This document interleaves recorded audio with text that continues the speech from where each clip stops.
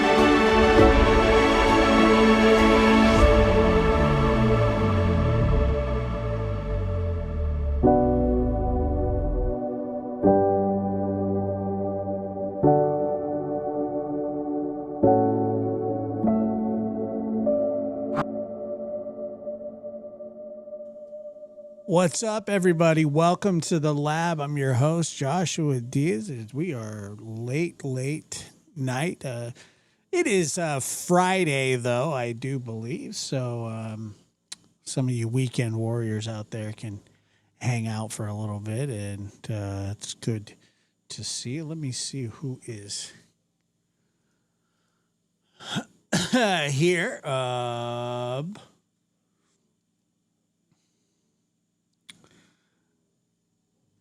Don't know what I'd do if it wasn't for your late night streams. You'd probably be bored. And I don't want that. That's not what I want. I want entertained people. That's what I like. But thank you for being here. I appreciate it. Suzanne. Hola, everybody. ¿Quién es tu papi? All right. I don't know why I said that. Kelly K, what's happening? Who do I got? Who do we else? What else we got going on here? Donna. What's up, Donna? How are you? All right. So this is going to be the first audio only. Otis, come on, dude. I mean, it's just.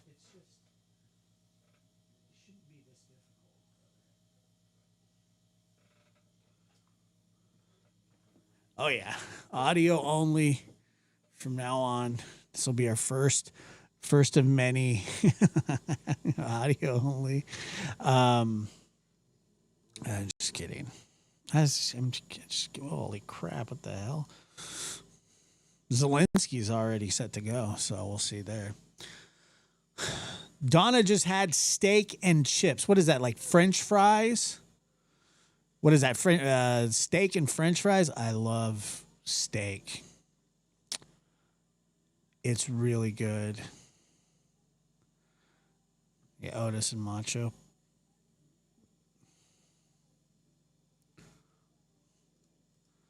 I mean, I just got off the phone with the FBI agent investigating Gray's hacked Reddit account. I don't think you did. I hope you did, but I don't think you did because I don't think anybody's actually going to investigate that. We're fighting wars, okay? We got shit to do. We got other things going on. We got big things popping. Just kidding. But seriously. Imagine getting assigned that. An FBI agent. Steak and Joe, so it's like French fries, right? Okay. Well, that sounds fantastic. I get these little 10-ounce steaks from it's like Butcher Box or whatever. And I just make those into a nice little dinner. Little medium rare, and my medium rare, by the way, keeps getting rarer and rarer and rarer. Like It's rare. Oh, it's rare, brother and sisters from another misters. I used to be super scared of it. I'm not scared anymore. Pretty soon I'm just going to be eating raw steak. Arr. Arr. Like a tiger. Well, I say it is, okay? It's just a little hitter. It is a steak. I don't need to overdo it. No, come on. Nah. No, you don't need it really does lose flavor. I'm a medium rare guy. I'm not actually going to eat a raw steak. I was just kidding. But I do like it medium rare.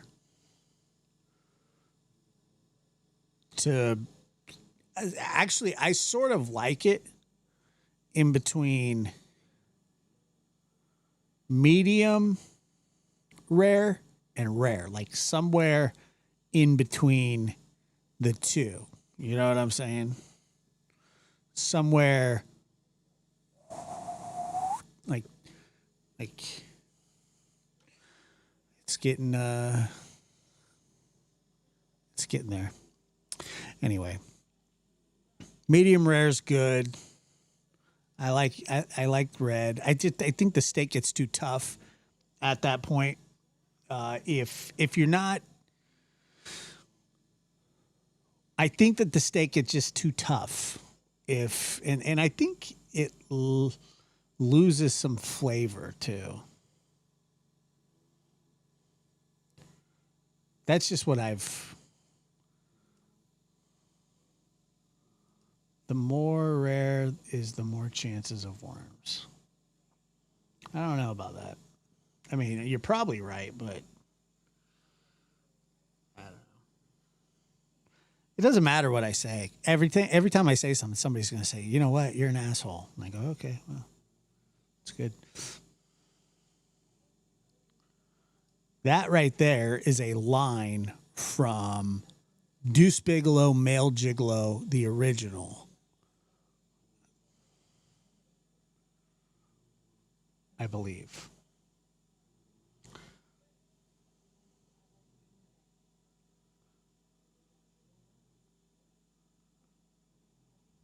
So, there you go. Medium rare steak. That's what it's all about. I'm telling you. Haters, they are going to hate. They are going to hate. Oh, and if you have not, you can go over and check out my. So, I don't know what it was last night, but last night on Lab After Dark, we had a wonderful show. It was about an hour. I was done with the show because I had told the story that I had intended to tell. And I thought I told it in a way that it stood on its own. And it was, I thought, perfect the way that it was. So, anyway, if you head over there, check it out. You may enjoy it. You may not. I don't know. But anyway, I like medium rare too, depending on the quality of the restaurant food. It's all good. What's up, Dr. G? Not to belabor the point, but everyone should get a deworming once a year. What? Get a deworming? Let me see.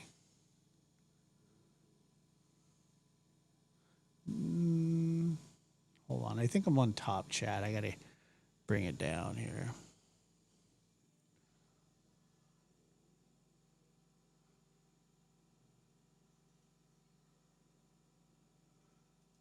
Nope. I'm not looking for anything. I found it all.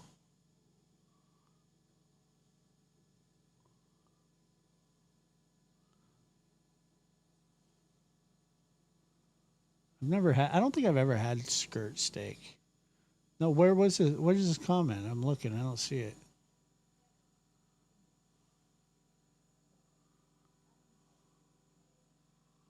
Drink some moonshine. I hate moonshine.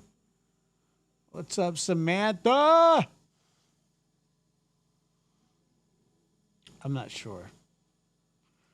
That's probably good. Where is this?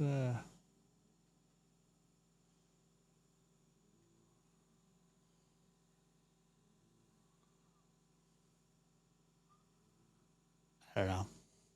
So we're gonna. I'll have to try it. I've never tried it. I don't see the comment. Anyway, we're gonna start off with. We're gonna check out a little bit of the body cam footage of Tiger Woods at first because I'm sure that it's entertaining. Hey, it's Tiger, and then we will get into what everybody is wanting to talk about: the Nancy Guthrie investigation or lack of investigation with some of the new things that are being brought out every day. It's like another shoe drops of just about how poorly ran that sheriff's department is. And it becomes more and more disheartening every time you hear it. Another no confidence vote where every single friggin' person in the union voted no everyone. Every single one. How? Imagine. Don't you think that there would be some hard feelings? Imagine working in the building with him. And you know that every single person that works in your building that had a union vote said, hey, we have no confidence in this guy. And then you see him drive his Corvette to the friggin' gym where he gets a pump on.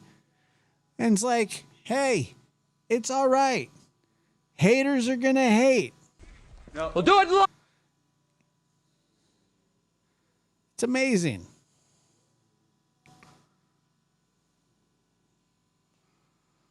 Absolutely amazing. So, anyway.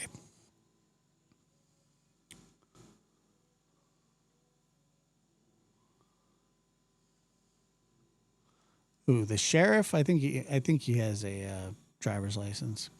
I'm just kidding. Tiger, joking.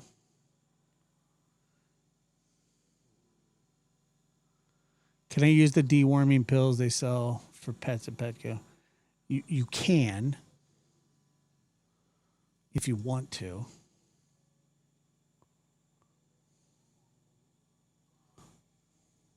But I don't know if it's good for you. What happened? All right, let's see what Dummy's up to here. Is anybody in the car? No, he's out. So I pulled up after it happened. And who's involved? Who's involved? Oh, that's a rough start. Shit. All right. Yeah. He said shit. All right. Well, death, taxes, Tiger Woods, rolling vehicles. And this gentleman here. All right. My phone, and all of a sudden, boom. I'm gonna just take a look at it. I go in and just like take. Is this comfortable for you? Yeah. Is this comfortable for you? Yeah. You all right, Tiger? Okay. Yeah, I'm cool. Okay. All right. Do you have you talked to your security yet? Yeah, you called they're them? on their way. Okay. Why don't you have the captain respond? I don't feel anything out of the asshole. We're still gonna have our medic come and check you out. All right. Yeah. All right. Disregard that. 718 secure that. Pretending he's not high. All right. Yeah, all set. Yeah. He's okay. I just checked for anything on his back. I didn't feel anything. So I'm headed south back to my job site. Can I go back or? Yeah. Did you witness it? I did not. I pulled up right after it happened. This is you? No, that's him. I'm right here. You're right here. I helped him out because he climbed up. How fast did he have to be going to try to get around a guy pulling a trailer, clips the trailer, and then ends up like that? Luckily, just like that, climbs out of the passenger door, which probably isn't that easy of a feat. 52 miles an hour. That looks residential to me.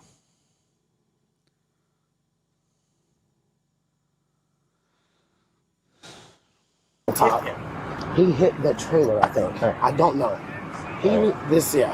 When you spoke to him at all, did he incur? No, not at all. All right. Yeah, like I held the door open for him and helped him climb out. Because I freaked out. I saw a fucking car outside. Yeah. You know what I mean? Yeah. Understood. Okay. All right. Yeah, you're good. Look at him, like, fuck, it's Tiger Woods. Yeah. Shit. Okay. I got you. Yeah. We gotta block all this traffic. Yeah. All right. So you go through. You can let me go. Yeah. You go. I didn't feel anything on his back. He feels fine. All right. But that was my big concern is he was standing All right. up. So just get over here when you can. Because he was coming so fast. Yeah, I understand. Yeah. Where was he going? He was coming this He was way. coming this way. And where were you? I was getting ready to turn. And he didn't see me, I think, and he just kept coming. Go sit in his car just so you're. I'm gonna have Tiger sit in your car just so he's away from everybody. Yeah, you're good. Are you all right? Are you in any pain? No pain. No back pain, no neck pain? No. Knee? Nope. Nothing. Matter of fact, I prepped for this. I'm actually on painkillers. I had a premonition that I may flip a car. So what I did was I'm so prepared because I'm Tiger Woods that I took pain pills before the accident happened. So I'm good. I'm on cloud nine. Nothing unusual. Nothing unusual. Okay. All right. Yeah.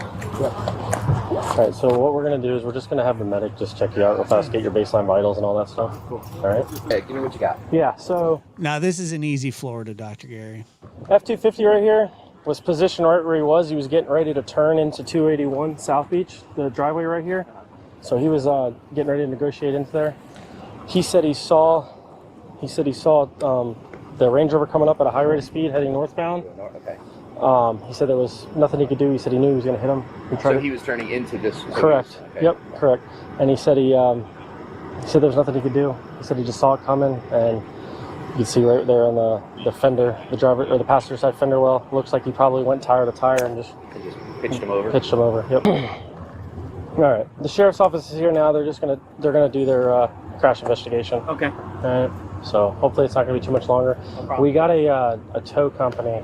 Okay. Is gonna come and they're gonna move the vehicle over on its side. Okay. Once he gets here, before they do anything, I'll let him know just about the, and then we'll try to accommodate that so it doesn't have any damage. Okay. Yeah. How'd you guys been doing on that league? Good, right? Our boss, the final. My good buddy is a canine handler for Gardens PD. Yep. And he was over there doing bomb sweeps and stuff. Okay. Over there, so. We've seen him in there. There's a couple of them in there. Yeah. Yep. We're gonna take care of that. And I was just telling your manager, we got the tow truck's gonna come and roll your car over, and I'll have them try to get the clubs out. I don't want to. Where is the part where he says that he's on the phone with the president? That's the best part. Like anyone gives a shit. Oh, look, I'm on the phone with the president. So he flips his car. The first thing he does is he calls the president of the United States of America his friend, Donald J. Trump.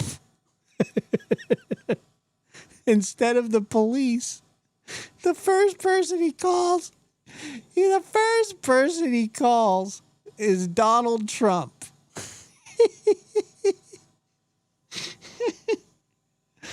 I'm going to need that. Hey, it's Tiger. Yeah, he was on the phone with him. Yeah. Hey, it's Tiger. I'm going to need a pardon. I have to shout at you. He really called the president. Yes. Winch. And then when they told him to come back over here, he says, "Oh, sorry, I was just on the phone with the president." That's what he said. Window to get him out, but Hey, it's Tiger. you know, Hey, it's Tiger. I'm on the phone with the president. Right. Do you have? Is your wallet and things in the car? Or you got it? Okay. you got it off my wallet. Yeah, I know why he I know, but that's don't you think it's odd that that's the first person that he calls?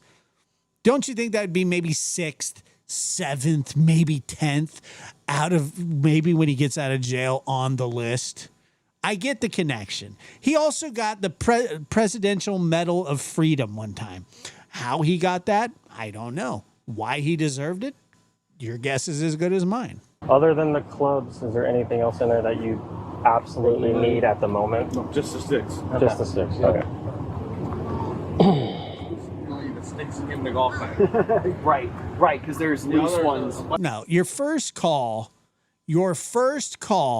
is to 911 to report an accident. That's who you call. You don't be an asshole and call somebody who you think, because you know you're going to be in trouble. That's what this is. He knows that he's going to be in trouble. I don't care who. I don't care if someone else called. He needs to call. The sticks I don't need. I'll just get them all. In the bag, I do. Yeah. It's only minus the putter, right? Yeah. Not the putter. Okay. Yeah, you can stand. Okay. Yeah. I mean, there's nobody. Hey, random person, would you please call 911? I'm going to call the president. I mean, come on. There's nobody coming out here. Yeah. We blocked everything off. Yeah, we blocked everything off. You're safe to walk. Yeah. You realize how tall you are, man.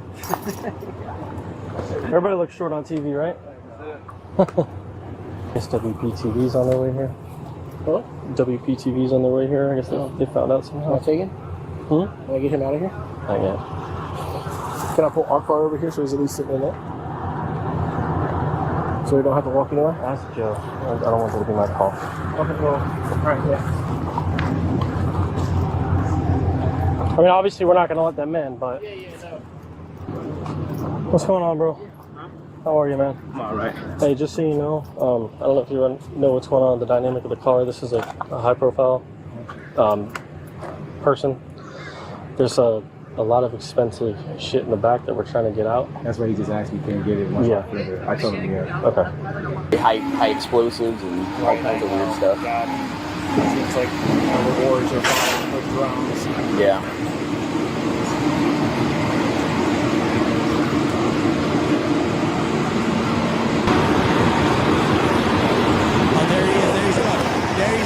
There he is. Never mind. This is when he calls the president. Okay.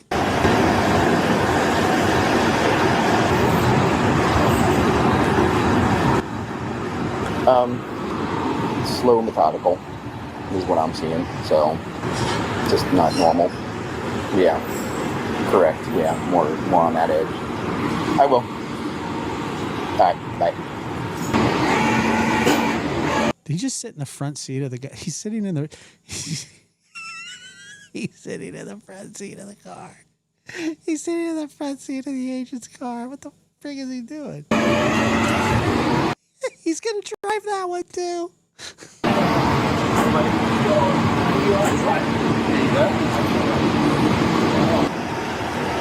Well, Trump is dating Trump's. Well, Tiger is dating Trump's ex-daughter-in-law. Yeah. So. Mr. Woods. Mr. Woods. Come on. He's getting ready to run. Mr. Woods, get you to hang out down here with us, please. Thank you so much. All right. You got it. Here it is. This is the best. Thank you. Bye. Say again? Just keep you down here with us, please. Yeah, I was just talking to the president. It's just talking with the president. The president of what? The Elks Club? The The president of PTA? No, the president of the United States. Oh. Trying to get away from those. Hi, no worries, sir. I'm doing well. How about yourself? Good, Rob. Yes. Deputy Buenaville. Sir, how are you? Hey. I'm Deputy Buenaville with the Marion County Sheriff's Good Office.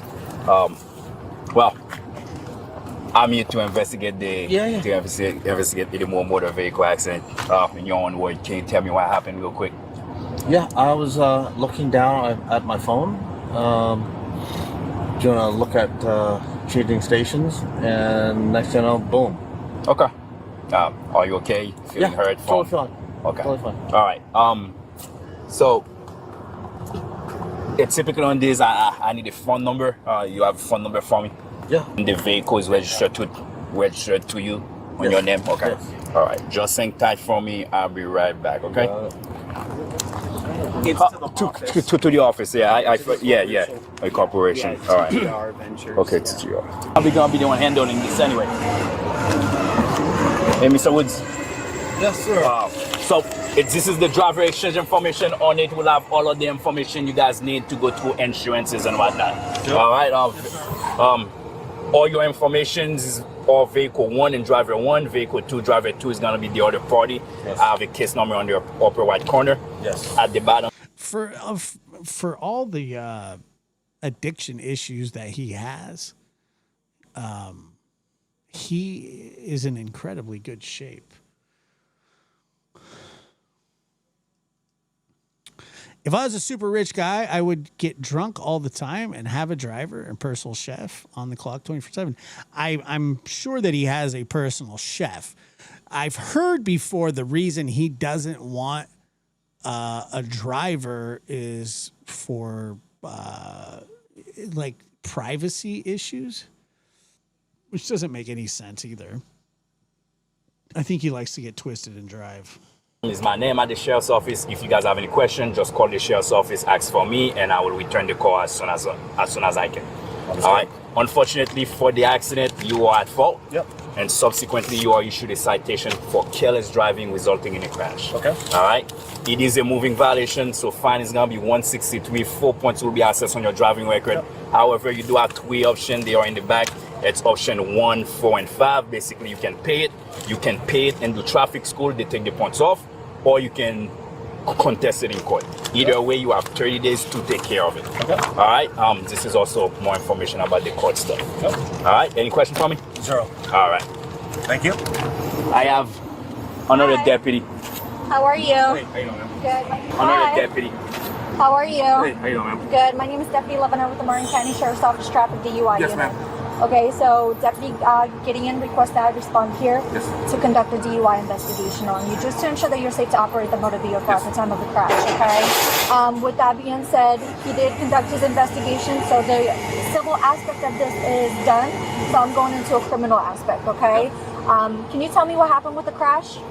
I was looking down on my phone. Okay. I already changed the radio station, and I hit. Okay, so you were looking down at your phone and changing yours? Yes, the radio station. Okay. Alrighty, and where are you coming from today? My house. Your house, where's your house at? 462. Okay. So right down the street? Yes. Okay. And you're not injured from the crash? 0. In any way? Okay. So are you willing to perform a few field sobriety exercises just to ensure that you're safe to operate the motor vehicle? What do you Okay. mean? What I'm going to have you do is I'm going to have you step out and we're going to go in front of my car, okay? So I'm going to follow you.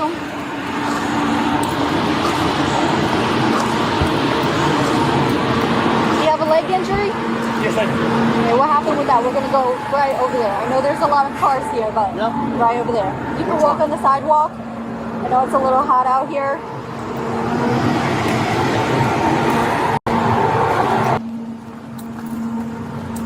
So right over here, right in front of this marked patrol unit.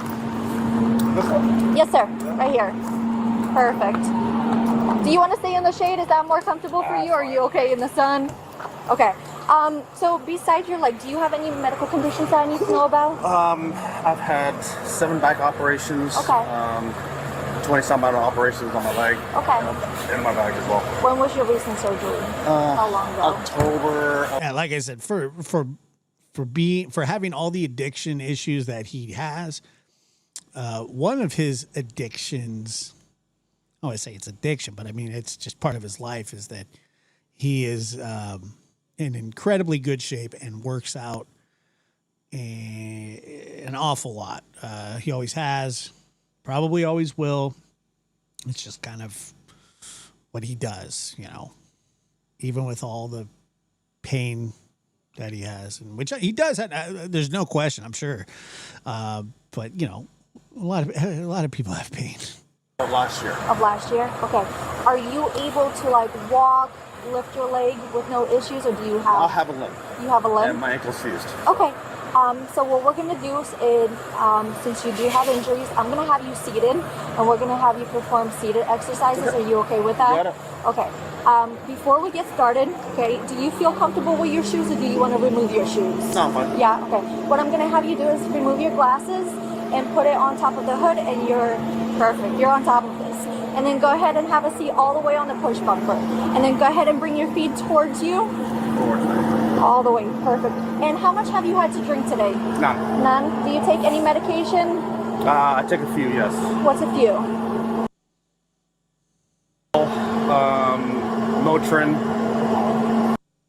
ibuprofen, and what do you call it? Okay, did you take all of them? Motrin, IV Percocet, Tylenol, Vicodin, let's see, Roba cough syrup. Today? Yes. Yeah? At what time? In the morning, In the night? morning. In the morning. Okay, do you know the milligrams for each? No. Marijuana. Ibuprofen 8 and. Okay. And do you take any illegal substances? No. No? Smoke weed? Nope. No? Okay, perfect. Alrighty. So what I'm going to have you do is place your hands at your Is weed illegal in Florida? side. Alright. So what you're going to do is look at my pen right here. Okay? And with your eyes and your eyes only, you're going to follow that. Don't move your head. Do you understand? You got it. Perfect.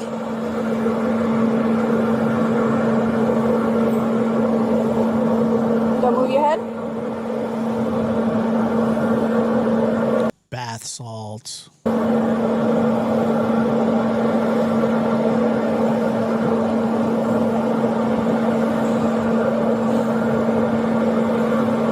Don't move your head.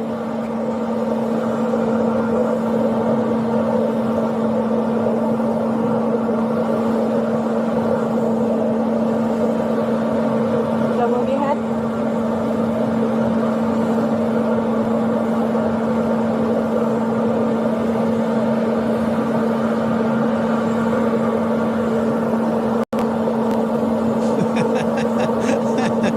Oxybismol. I take Oxybismol for my bad stomach.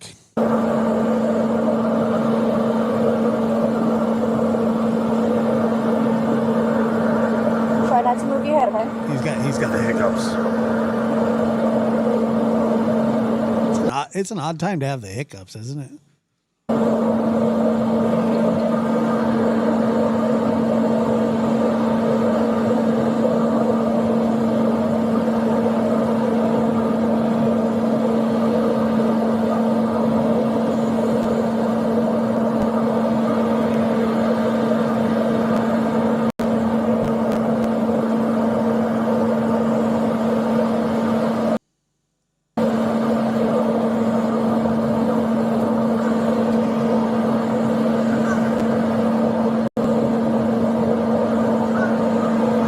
It's going to go up, follow up.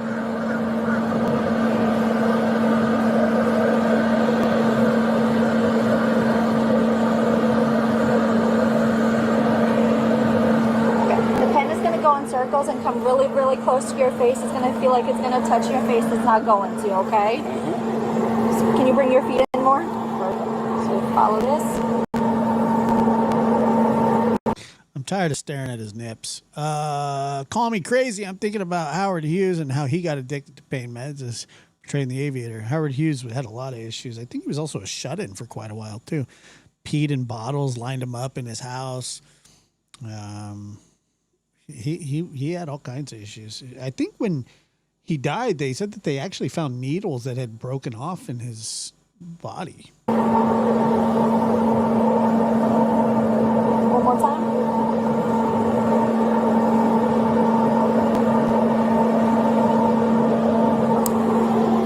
All right, give me 1 moment.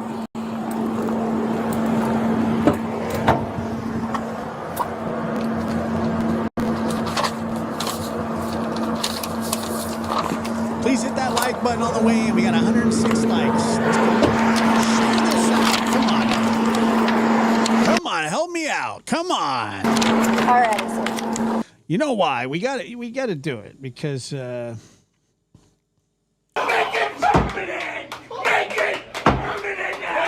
this first exercise, what I'm gonna have you do is take your index fingers and point them out like this, and then return your hands back to your side. Okay? So just like this, yes sir. And you're gonna remain in this position until I give you further instructions. Do you understand? Yeah. Perfect. When I tell you to begin, you're gonna tilt your head back at a 45-degree angle and close your eyes. Do you understand? he's Perfect. yoked, bro. Do you know your left hand from your right hand? Which one is your left? Perfect. Which one is your right? Great. Alrighty, so like I said, when I tell you to begin, you're gonna tilt your head back at a 45-degree angle. Okay, don't begin yet. And then you're gonna close your eyes. Don't begin yet. Okay? So you're just gonna watch me for the time being. Okay? So like I said, when I say left, you're gonna raise your left hand directly in front of your face, touch the tip of your finger to the tip of your nose, and then immediately return your hand back to your side. Same thing when I say right. You're gonna touch your right finger to the tip of your nose, to the tip of your sides, and immediately return your hand back to your side. When I say the tip of your finger, this is the tip of your finger, okay? It's not gonna be your fingerprint, it's not gonna be your thumbnail, it's not gonna be the sides of your finger. This is the tip of your nose, okay? It's not gonna be the sides, it's not gonna be the top, it's not gonna be the bottom, it's not gonna be your nostrils, okay? Do you understand? Do you have any questions? No. Alrighty, go ahead and begin. Make sure you close your eyes.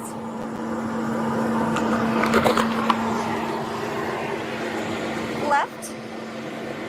The hell? How'd the video get way up there?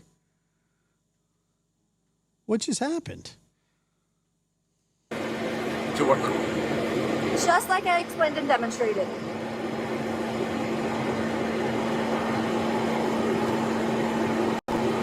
Remember to return your hand back to your side. I'm not going to keep reminding you. Yeah. Right. Left. Right. Right. Left. I'd rather do a couple days in county than deal with this, to be honest with you. You can go ahead and open your eyes. Alrighty. For this exercise, what I want you to do is place your hands palm to palm with one hand up and one hand down like this. Okay, and you're going to remain in this position until I give you further instructions. Do you understand? Yes. Perfect. When I tell you to begin, you're going to turn your top hand over and count out loud 1.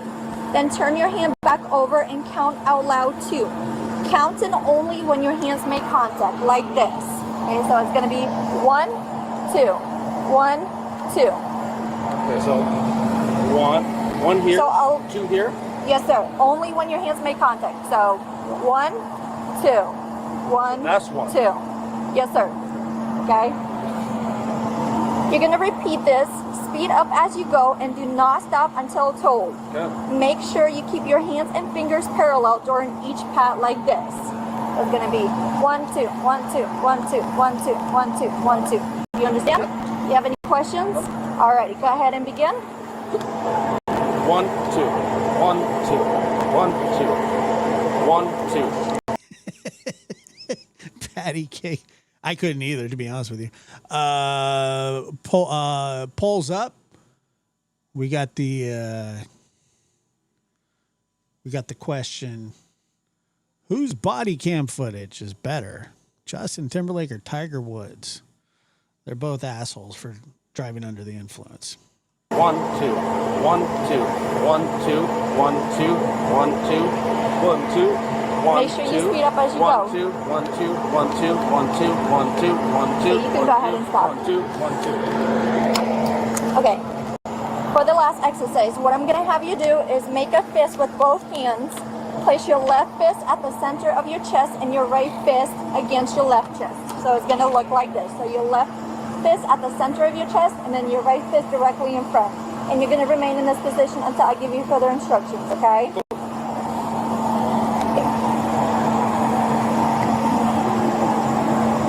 When I say begin, you must perform 4 tasks, okay?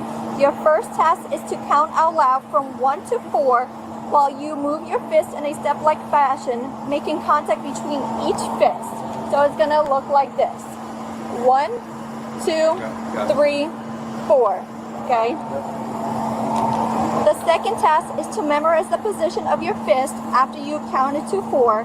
Clap your hands 3 times and return your fist to the memorized position.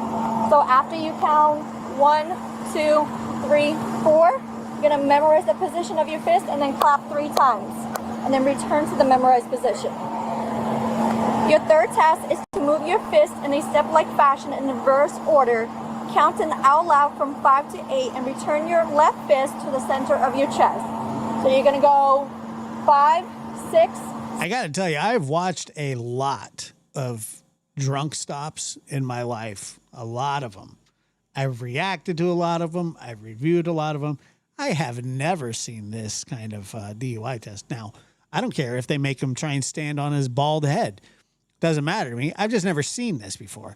And would I fail this? Probably. Especially with the pity pat, pity pat, pity pat, pity pat, pity pat. I would fail, sort of, probably. But I've never seen this. I never have.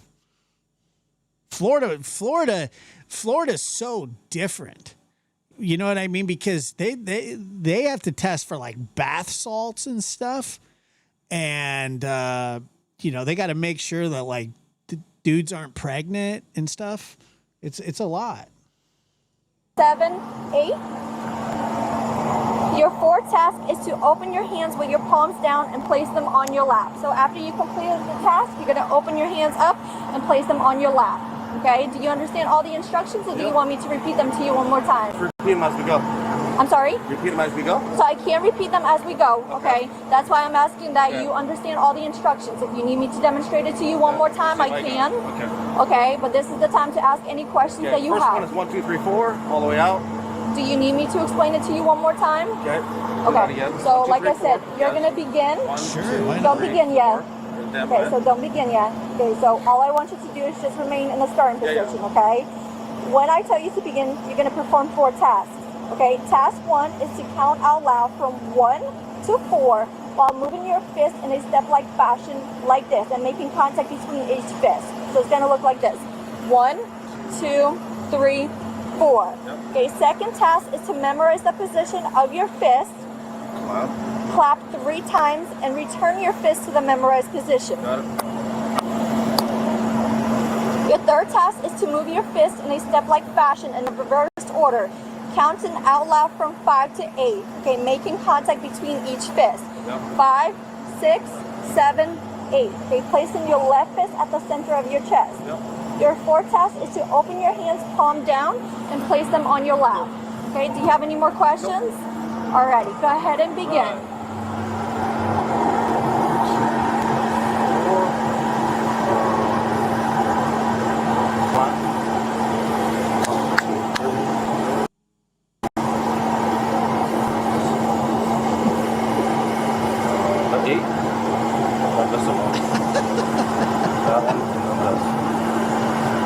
Alrighty, you're all done? Okay, go ahead and stand up for me. Then you're gonna face my car. Okay, go ahead and place your hands behind your back. He's gonna arrest, bro. Place them behind. She's like, he failed. He failed. He's like doing this. And this. I mean, it's just, that's the weirdest. That is the weirdest DUI thing I've ever. I mean, come on. Look, I'm not on his side here. I'm not. But holy crap. I mean, I feel kind of, like I thought he did okay for all the crazy shit she was asking. Your back. There you go. So put your hands behind your back. Is this part of the DUI test? This time, I do believe your normal faculties are impaired, okay? And you're under the unknown substance, okay? So at this time, you're under arrest. For DUI, yes, sir. Kennedy, UI, and stuff. Yeah. She said, I believe that at this time, I believe that your faculties are impaired and that you're under arrest.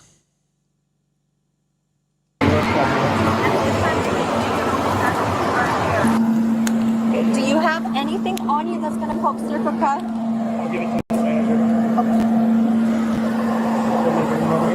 Yeah, please. Nope. Go ahead and separate your feet.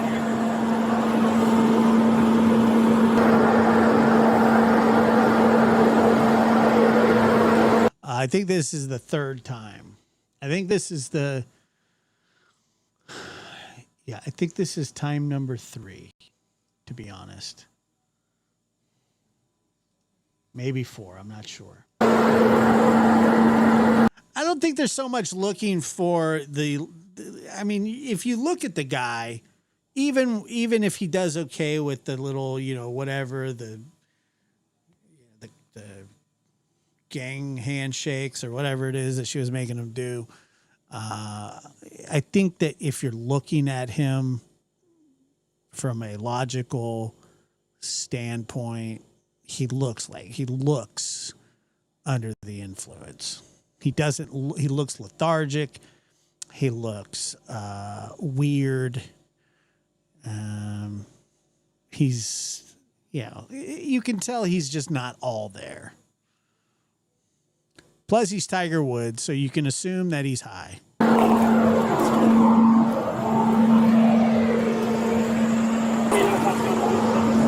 Can you just hang out with him? You know that a lion would never drive under the influence, but a Tiger Woods.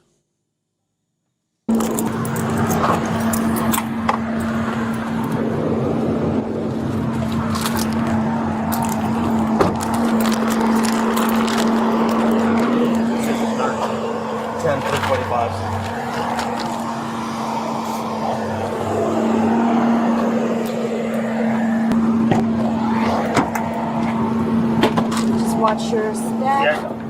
There you go.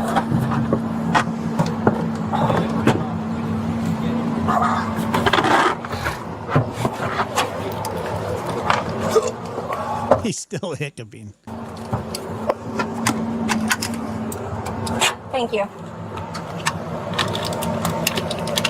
No, he blew. He wasn't. He didn't have any alcohol in his system at all. It's all pills, and I think they did end up finding some. I believe they found some pills, some painkillers in his vehicle. I believe. I want to double check that. Just make sure I'm not talking out of school here.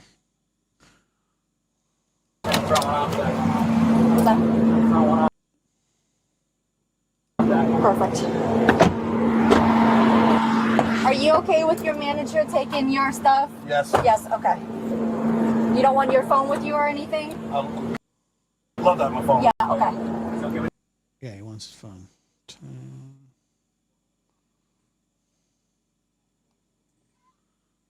He just wants his phone.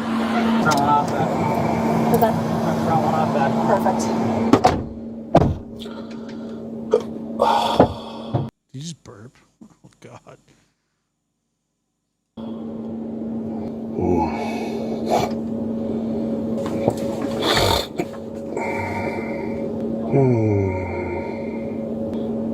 This is fun.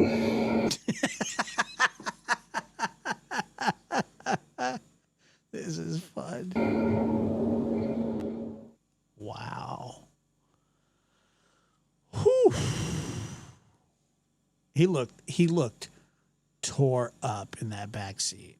He really, really did. It's very sad. But once again, I have very little empathy for the guy because, and I say this with all due respect and understanding that some people have addiction issues, but he's got the kind of help he could get the help that most other people just would never be able to get.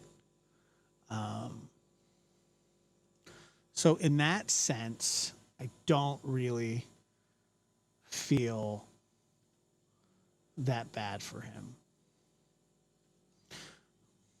Oh, hold on. Give me a second here. Yes, he looked very swollen. He looked like shit, to be honest. His puffy face part of the pills, yes. It's hard on your liver. Your liver has to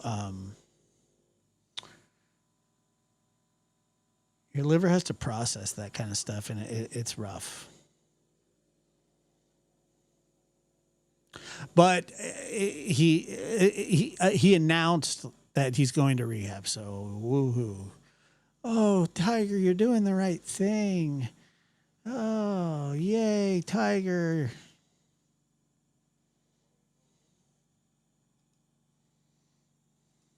Place them behind your back. There you go. So at this time, I do believe your normal faculties are impaired, okay? And you're under the unknown substance, okay? So at this time, you're under arrest for DUI. Yes, sir.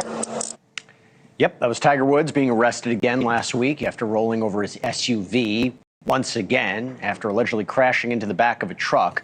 Now, Woods was arrested at the scene after police thought that he showed signs of impairment during field sobriety tests. And actually, here's a new mugshot of Woods released today. When he got to the jail, he apparently passed a breathalyzer, but refused to take a urine test. Now, police found 2 hydrocodone pills in his pocket, according to authorities. But does that mean that he was impaired? Yes. Body cam footage that was released of Woods right before the arrest may tell a very different story. Take a look. Can you tell me what happened with the crash? I was looking down at my phone. Okay. I ready to change the radio station, and I hit. Okay, so you were looking down at your phone and changing yours? Yes, the radio station. Okay. Alrighty, and where are you coming from today? My house. Besides your leg, do you have any medical conditions that I need to know about? I've had 7 back operations. Okay. 20-some amount of operations on my leg. Okay. And my back as well. When was your recent surgery? How long ago? October of last year. How much have you had to drink today? None. None? Do you take any medication? I take a few, yes. Did you take all of them today? Yes. Yeah? At what time? In the morning, night? Morning. In the morning. And do you take any illegal substances? No. No? Smoke weed? Nope. No? Okay, perfect. I think you know where I'm going with this. Didn't he seem in control of his faculties? So can the body cam footage actually show he wasn't impaired? I don't know. Let's bring in criminal defense attorney Mark Garagos to talk about it. Mark, good to see you. Oh, God, dude. I mean, if this guy's going to represent him, which sounds like this is what he wants, he'll go to prison for the rest of his life. It's a guarantee. Tell me, does this body cam help his case? It not only helps his case, if I were the prosecutor, you combine this body cam footage with the police reports, and I don't know how they proved their case. I think it's that substantial. First of all, he's answering all of those questions immediately, appropriately, no signs of impairment whatsoever. By the way, when he does the field sobriety test, he passes with flying colors. He did fail. He did fail. I think at least one field sobriety test. Well, that's according to the officer. Yeah, that's their job, Mark. You can explain that away. By the way, as parenthetically, anybody who submits to field sobriety tests needs to, you should be convicted of felony stupid, because there is no reason to comply with field sobriety tests. You're talking about something that where an officer is projecting on some imaginary kind of fail or pass, and you're supposed to understand that. Justin Timberlake did one too. And by the way, I'll tell you, he also refused a urine test at some point during this investigation. That got him the charge for refusing to submit to a test. So it does hold legal jeopardy to do that. And I would just push back on you, and I'll give you the floor. I guess the other thing is they found the pills, and they also saw certain signs of impairment, whatever they believe that is. Can you make a case based on all that? Absolutely. Number one. Of course he can, but the case will end up. Tiger Woods will end up in the electric chair if this guy represents him. I'm telling you, every person this guy represents never gets off. Never. I don't know why they say he's such a great lawyer. Okay, cool. Yeah, he's got a fancy suit. He gets paid a lot of money to get people to like Harvey Weinstein locked up, and then because he's guilty. I mean, he represents guilty people, and they're all found guilty. All of them. One, not only did they let him out of their sight, which is when he could have taken a pill if there is a detectable level of the pills, which they don't have. Failing to take a urinalysis test is nowhere near as cumbersome on your record as the under the influence test would be if it showed something substantial. If his lawyer, and by the way, he's always had very, very competent defense counsel, if in fact they immediately took him to go get a blood test, which is the Rolls Royce or Cadillac of tests, and it shows that he's got a very low amount of prescription drugs in his system, they've got a winner here in terms of a defense. Real quick, I mean, didn't he kind of make an admission in his statement? I'm going to, work on a lasting recovery. He checked into treatment. Give you 20 seconds, and then I just want to pivot to one other case real quick. I think if they had to redo that, I would guess that was not issued by the lawyer. No. Yeah, I would think so too. By PR people. But still a problem, potentially. Thank you for watching. We got Cuomo promoed. I'm sorry, guys. All right, moving on. Now, that was fun. Now, we'll get Tiger Woods the hell out of our lives. All right.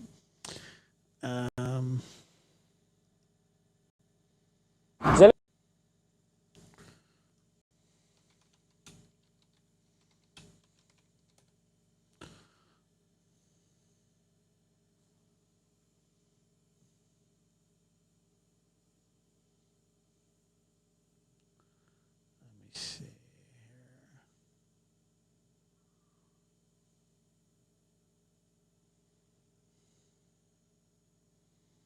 No more Tiger. We're done with we're done with Tiger. He's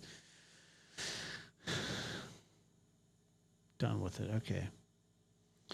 So this is from yesterday, and I'm sure a lot of you have seen it, but I did not play it yesterday, and it will kind of lead us into what we're talking about today. A News Nation exclusive on the search for Nancy Guthrie. It's been over 2 months since she went missing, and despite all the national attention, we still have no idea what happened to her or where she might be. And as more time passes, there's more backlash against Pima County Sheriff Chris Nanos. News Nation just sat down with a source close to the investigation to get a clearer look at how the case was being handled or mishandled from the start. And what we found out truly shocked and saddened us. And it also explains a great deal as to why the effort to bring Nancy home has moved so slowly. We here at News Nation have gone to great lengths to keep the source's identity a secret. They will appear on your screen in shadow, and we've disguised their voice. The voice can be a little hard to listen to, so What's your dad's name? 89. Happy birthday. Who else's birthday is it? Queen of Hearts. Happy birthday to you. He was in there. Tiger Woods was in jail like 8 hours or something like that. Not long enough.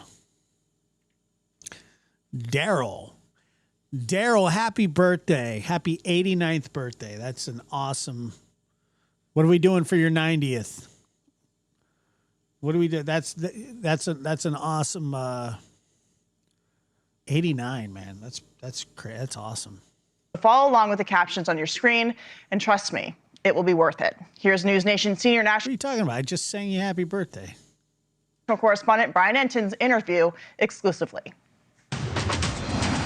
What would you say are the biggest mistakes when it comes to the Nancy Guthrie investigation from what you... You don't have to be a member for me to sing happy birthday. That's not how this works. Do you think this is Gray Hughes' channel? No. And even if you were, he wouldn't sing you happy birthday. Speaking with some people that actually know the intimate knowledge of this investigation have told me that there was an immediate rush to judgment on what was happening at that scene, and it was that Nancy had somehow wandered off. And so they rushed to that judgment, stayed with that judgment, and then ran the investigation as if this was a search and rescue issue, opposed to a possible criminal issue. From what you know, were the initial people who responded inexperienced? From what I understand, the people that were there on the scene were not 10-year homicide detectives. They didn't have a lot of experience in homicide at that point, to include the supervisor, who, from my understanding, never investigated homicide before being installed as the supervisor for the homicide unit. So the supervisor who first responded to Nancy Guthrie's house had never investigated a homicide? Correct. How is that possible? Am I the only one? Look, I don't know why these kind of interviews bother me. I mean, this isn't the show Gangland, but I for some reason have problems with these kind of interviews. I don't know why. I just do. I don't know, man. I don't know. I just have a problem with it. I don't like it. Plus, you have decisions made by people that will install friends and people that can do stuff for them. I understand. I get it, but like, I get that No Nads is vindictive, but I just don't. I don't know. Opposed to people that are there on their merit and can do the job correctly. Do you think not enough evidence was collected? I know he doesn't want to lose it. I get the reasons why, but I just but I don't know. I just think that when you're going to put your name on something and you're going to call somebody out for the good of whatever, then you should do that. That's what you're doing. You're the whistleblower. This isn't this isn't like a CIA operative or whatever. Obviously, this guy voted yes in the no confidence vote. Why doesn't he fire all those people? The fact that detectives had to return to that location. You're going to do something, put your name on it. Not once, but several times, leads me to believe that they should have handled it differently. They should have kept the scene secure. Do you get the sense right now that there's anyone that they're seriously looking at? The people I've talked to that are... You know who didn't have a problem standing on it was that one guy who... Remember the guy that got put on the fire hose duty? We're still in the know on this investigation. Tell me there's no direct suspect right now. No name on the table. Is that shocking? Then she Not should with get how a the divorce. investigation's gone so far. I mean, you have individuals that are either lucky as hell or more cunning than a lot of people have seen in the past. If you take the first, extremely Thank you for lucky, becoming a member. maybe his luck will run out, but so far it hasn't. But if you take the second one, that he was extremely cunning, there's a chance that he may have covered his tracks so Aaron well Cross, yeah. that we may not find out what happened right now. How come Aaron Cross hasn't lost his job? I mean, he stood on it. He didn't give one F. That would be something else, Samantha. That would be amazing. Can you imagine? Can you imagine if it was Nanos himself giving this interview? That would be the funniest shit ever.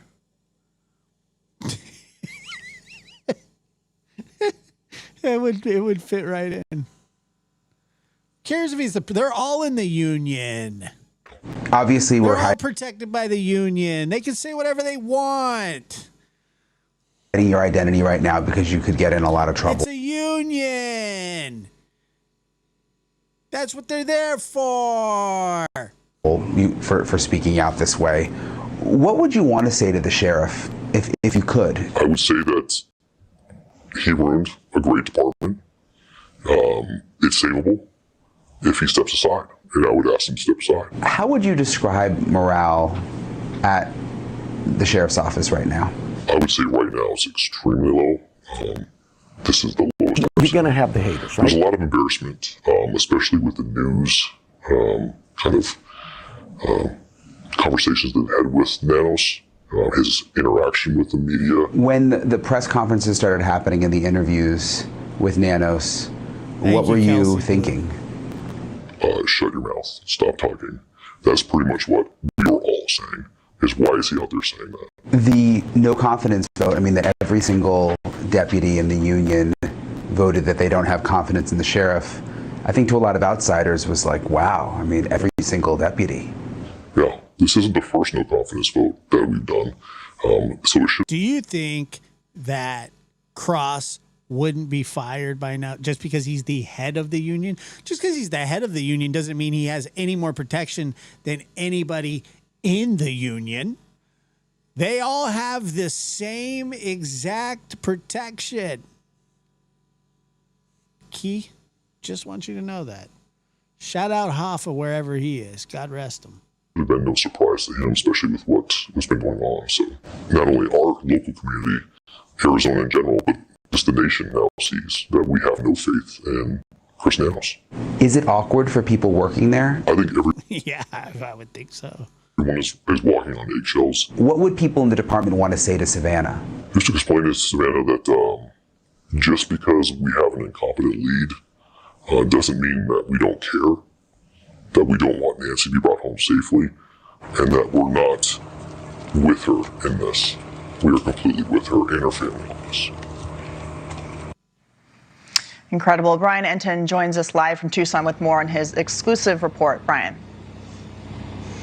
Yeah, Katie, I mean, you think about how unusual it is for someone close to an investigation to speak out this way, but it shows really how desperate they are for people to know what's been going on behind the scenes, the embarrassment that people feel on the inside, and just wanting to get the word out that they do support Savannah and they're working as hard as they can, but that these mistakes early on in the investigation really caused problems.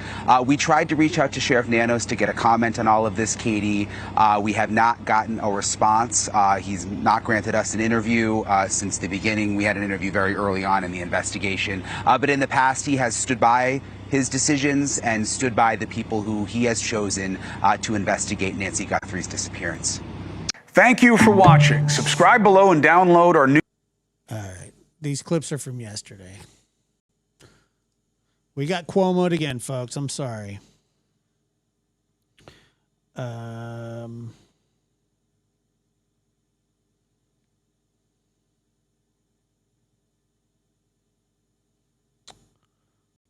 see. Did Enton do a video today? I think you did, but I didn't see it.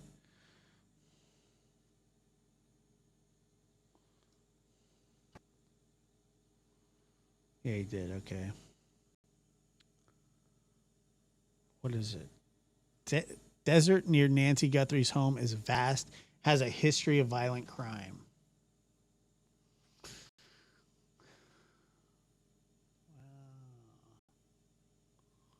I know. I apologize. I'll be better.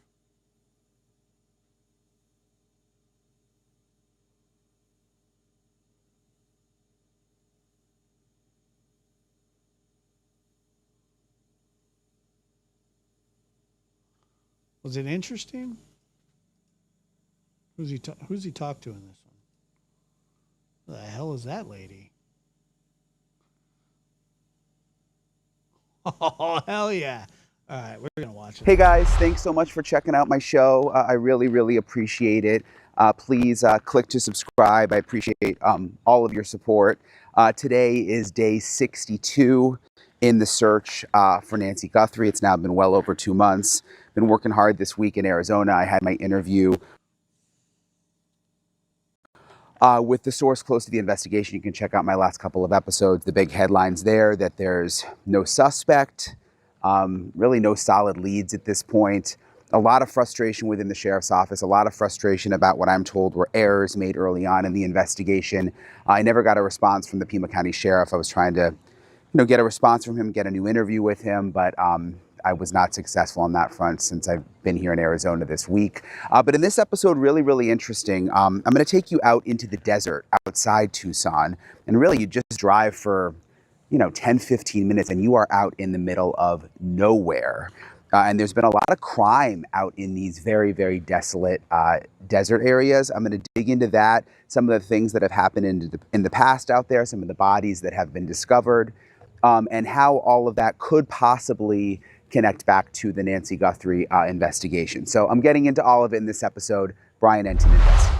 I'm joined now by Allison Weiner, News Nation producer who I work with a ton on a lot of these stories in the Nancy Guthrie story. And we've both been at News Nation for a while. And she has a lot of interesting insight into the Nancy Guthrie case. Before I talk to Allison, I want to quickly show you, Allison went out with Bob Krieger, who is the former SWAT team commander in Pima County, out into the desert to get a look at like how you would get out of the area and also where they've found people hidden before, people have gone missing before, just to get an idea of what it's like out there. So look at this. So what we want to do is we're going to drive out to the deserts of Pima County, kind of out specifically to the west deserts, because if you notice, Tucson's surrounded by mountains on each direction. And once you get on essentially the backside of any of those, that's where the remoteness starts. The biggest area geographically is going out to the west. And out there is where we encounter a lot, or used to encounter a lot of activity, from smuggling of all sorts, whether it be humans or drugs, things like that, to violent crimes, to body disposals. We unfortunately find a lot of bodies out there throughout the year, but specifically in the summer ones when people are crossing and they don't know what to expect of the hot deserts. So it's just a ton of stuff going on out there, and it's just this is the guy that so vast, and a lot of times you just can't find what you're looking for. Rocking the flak jacket Oakleys. Amazing. Or even if you have very specific locations and it takes time, and that's really what we're going to do today, just kind of go out there and get a feel for it, and specifically go to some areas that I have firsthand experience with where crimes have occurred, bodies have been found, things like that. Why would my hopes Some of these roads, when I used to work out here, they were like super highways for criminal activity. Yeah. Whether it be people or... Janet, you think that I want him to scratch his nads? That's what you think? You think that I'm hoping that it happens? Or drugs. Just take a look around. What have I done? See where we're going. We're out here. You guys, things that are done over on After Dark can't always follow over here, okay? I don't want the guy to grab his nuts again. Oh, God, he's going to do it. We're in the desert, and the trees are like higher than you are. And then there's a little path behind you. Here's where we drove the car to, and they're over my head and over Bob's head. We are technically on Saguaro National Monument, but it is what it is. You see the trees. We're starting to get into hilly areas, all kinds of brush that's easily, you can easily hide in, leave things at, get out of sight very, very quickly. And right now we're only, probably less than a half mile from the main road. This little track here. Yeah, it does. I got to be honest with you, though. It does seem like they sort of learned their lesson to keep the camera panned up north. Waist and above. Okay. Here will take you 100 miles south and get you into Mexico if you want. In my time with the Sheriff's Department, I supervised our border crime unit for almost 5 years. And we basically lived in this area of the county. From the start of our shift to the end of our shift, we would be out here looking for all the crime, the criminal activity that goes along with just being this close to the border. This unfortunately is an area where bodies have been found. We've had multiple homicide victims, bodies dumped in the area. Specifically, we had I guess we can call him a serial killer. His name was Christopher Clements. He kidnapped and killed Isabel Celis. He's been convicted of another one. And both of their bodies were recovered within, 9 iron of where we are now. Just north of here, we've had battling rival gang members getting shootouts. So we stumbled upon a multiple homicide victim scene one day. And there were 3 or 4 bodies from what I remember, just off the roadway. Would somebody have, at least with the serial killer, were the kills of these individuals, these victims, was it in Tucson and then brought out here? Is that how it worked? I don't know exactly where they were killed at, but the crimes did happen within the metro area of Tucson, specifically in the city limits. And then, yes, the victims were brought out here and their bodies were left out here. Both of them very close to each other as well. And anecdotally, I can think of 3 or 4 others, bodies that were victims of violent crimes that were left out here as well. It looks like you can see, but realistically, there could be someone 10 feet that way. This small brush, these shrubs, they do a great job of hiding everything. This is a very open area, but black is literally the worst color to wear in the desert because it sticks out so much.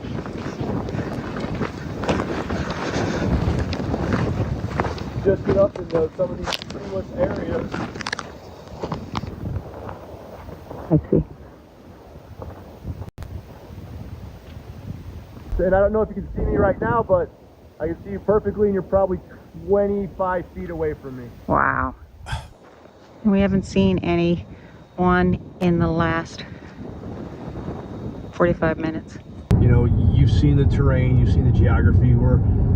Most people would say we're in the middle of nowhere, but at the exact same time, within a half hour, I can be at Broadway and Stone in the center of metropolitan downtown Tucson. And that's how quickly you can get away or just sort of disappear in this environment. Super interesting to get that perspective, Allison, and I want to ask you about it. But first, I also want to tell people about your book, because Allison is an amazing journalist and also just wrote a book, which is so cool. So tell me a little bit about it. So my book, I will hold it up for all of you guys, is Murder and the Media. And it's really a story about what it's like to be an investigative journalist and to go behind the scenes. Thank you, Donna. And in this book, I tell stories I never told before. They didn't go on TV. I didn't write about them in newspapers or magazines. I've been a writer a long time. And I really give you a behind the scenes look at stories like the Robert Blake story or stories like the Holly Bobo story. And they're things that happened long before the trial, right after somebody was abducted. It's kind of the same situation that we're dealing with here behind the scenes, trying to find out information about the Nancy Guthrie case and what has happened to her. And Allison, again, I'm not just saying this, she's amazing. She's also an attorney. She scoots herself right into situations where we're not supposed to be a lot, where we end up getting really good scoops. So definitely check out her book and I'm also just so proud of you also, Allison. I mean, I know how much work and time and heart and soul you put into the book on top of all the other stories we've been working on. So check it out. Well, thank you, Brian, for writing the foreword to my book. That was a first for me too, so that was super cool. But back to you spent the day with Bob in the desert. What stood out to you? Well, the reason we were in the desert is because you and I have been discussing for a while, wow, did they do the right search? There were so many problems at the beginning of this investigation. Should they have been searching out in the desert where, God forbid, Nancy, might have been dumped or her remains? And it turns out that theory isn't really a working one, because they did check around Nancy Guthrie's house, which would be the only place you'd probably find her. And because out in the desert, it is in the middle of nowhere. It's only about 45 minutes outside of Tucson, which is a regular city, small, but a regular city. And it's in the middle of nowhere. And you can't see anything. And in the past, people have dumped other, people who have passed away or that they've been murdered. There's a lot of crime that goes on out there in the desert. So it was really interesting. I mean, first to find out that the theory wasn't right. Something that you and I had been talking about, how come they weren't out there in the desert? So when you saw it for yourself, you realized it would be very difficult to search. And also Bob told me. Bob had worked out there. You guys, he had been a SWAT commander, and they had worked out there. They'd worked out there with Border Patrol. They always had a Border Patrol guy with them. And he said it's impossible unless you are looking for someone specifically in a specific area and some sort of facts about why they're in that specific area. It's impossible to find anyone. And you could see it in the video we shot that Bob walked about like several feet away from me, maybe 20, 17, and I couldn't see him. and then the road, it's the road actually that you take to Mexico. And it's also a road that people trying to get out of Mexico and come here take to come in illegally. So it's just so dry. He actually said that if he had dropped me there, that in 3 hours I'd probably be dead. Really? Just because it's so hot and He doesn't know me dry. that way. Yeah, you are a survivor. But still, you're also not a desert woman. Neither of us are very familiar with the desert. No, well, I'm not a desert woman. It's too hot. Yeah. And there's no water anywhere. Yeah. But we were out there in the middle of nowhere, 45 minutes on a gravel road that is not easy, like on your tush or anything else. Yeah. We were going up and down and up and down, and he was going super slow because I was the passenger. And I was like, oh my gosh. Even when I got out, it was difficult to walk. And then in addition to the fact that you can't drive it very well, it's a horrible road, but off to the sides are like a million different kinds of plants. And he goes, everything out here is trying to kill you. And there's the one that you just brush by that shoots daggers into you that we learned about. There's all these cacti. There's all kinds of other things. Everything seems to have a spike on it. I'm glad you said cacti, like plural, on your tush if or you anything watch else. They were going up and down and up and down. But you're right. I mean, and even he was around going super slow because I was the passenger. And I was like, oh my gosh. Even when I got out, it was difficult to walk. And then in addition to the fact that you can't drive it very well, Hold on.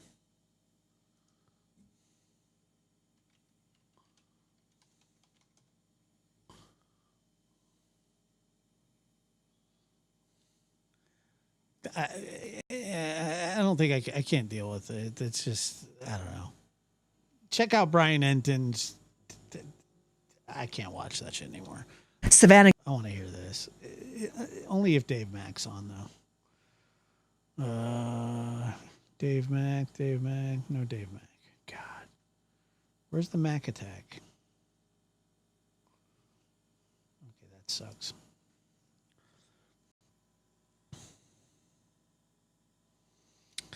I mean, I'm sorry, that was brutal. I was struggling.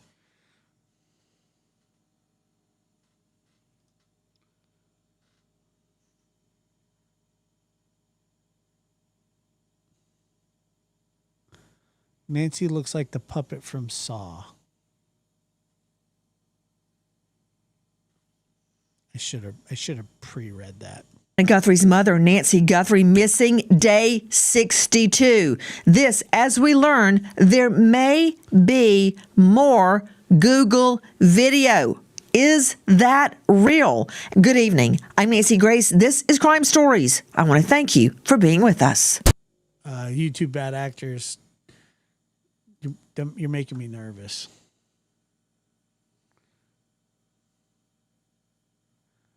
I should shut it down right now.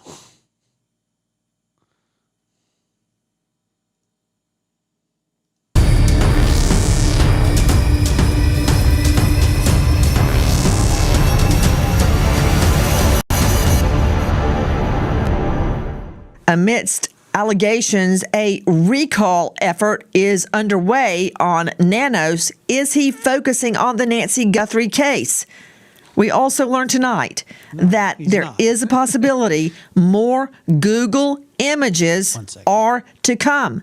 We were told by Nanos at the get-go, no video, she didn't have a subscription. And then bam, somehow, out of literally trillions of data points, Google makes a save and finds this video. And not just this video from the night Miss Guthrie was kidnapped, but get video from an earlier date. We believe January 11, where the same guy, you can tell by his gait, his weight, his height, same outfit.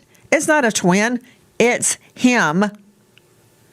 Is very casually casing Miss Guthrie's home. This freak was outside her home checking it out.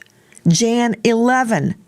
If it weren't for Google, we wouldn't know this, opening up countless possibilities of other evidence, probative evidence, cell phone data, door cam, you name it, from Jan 11.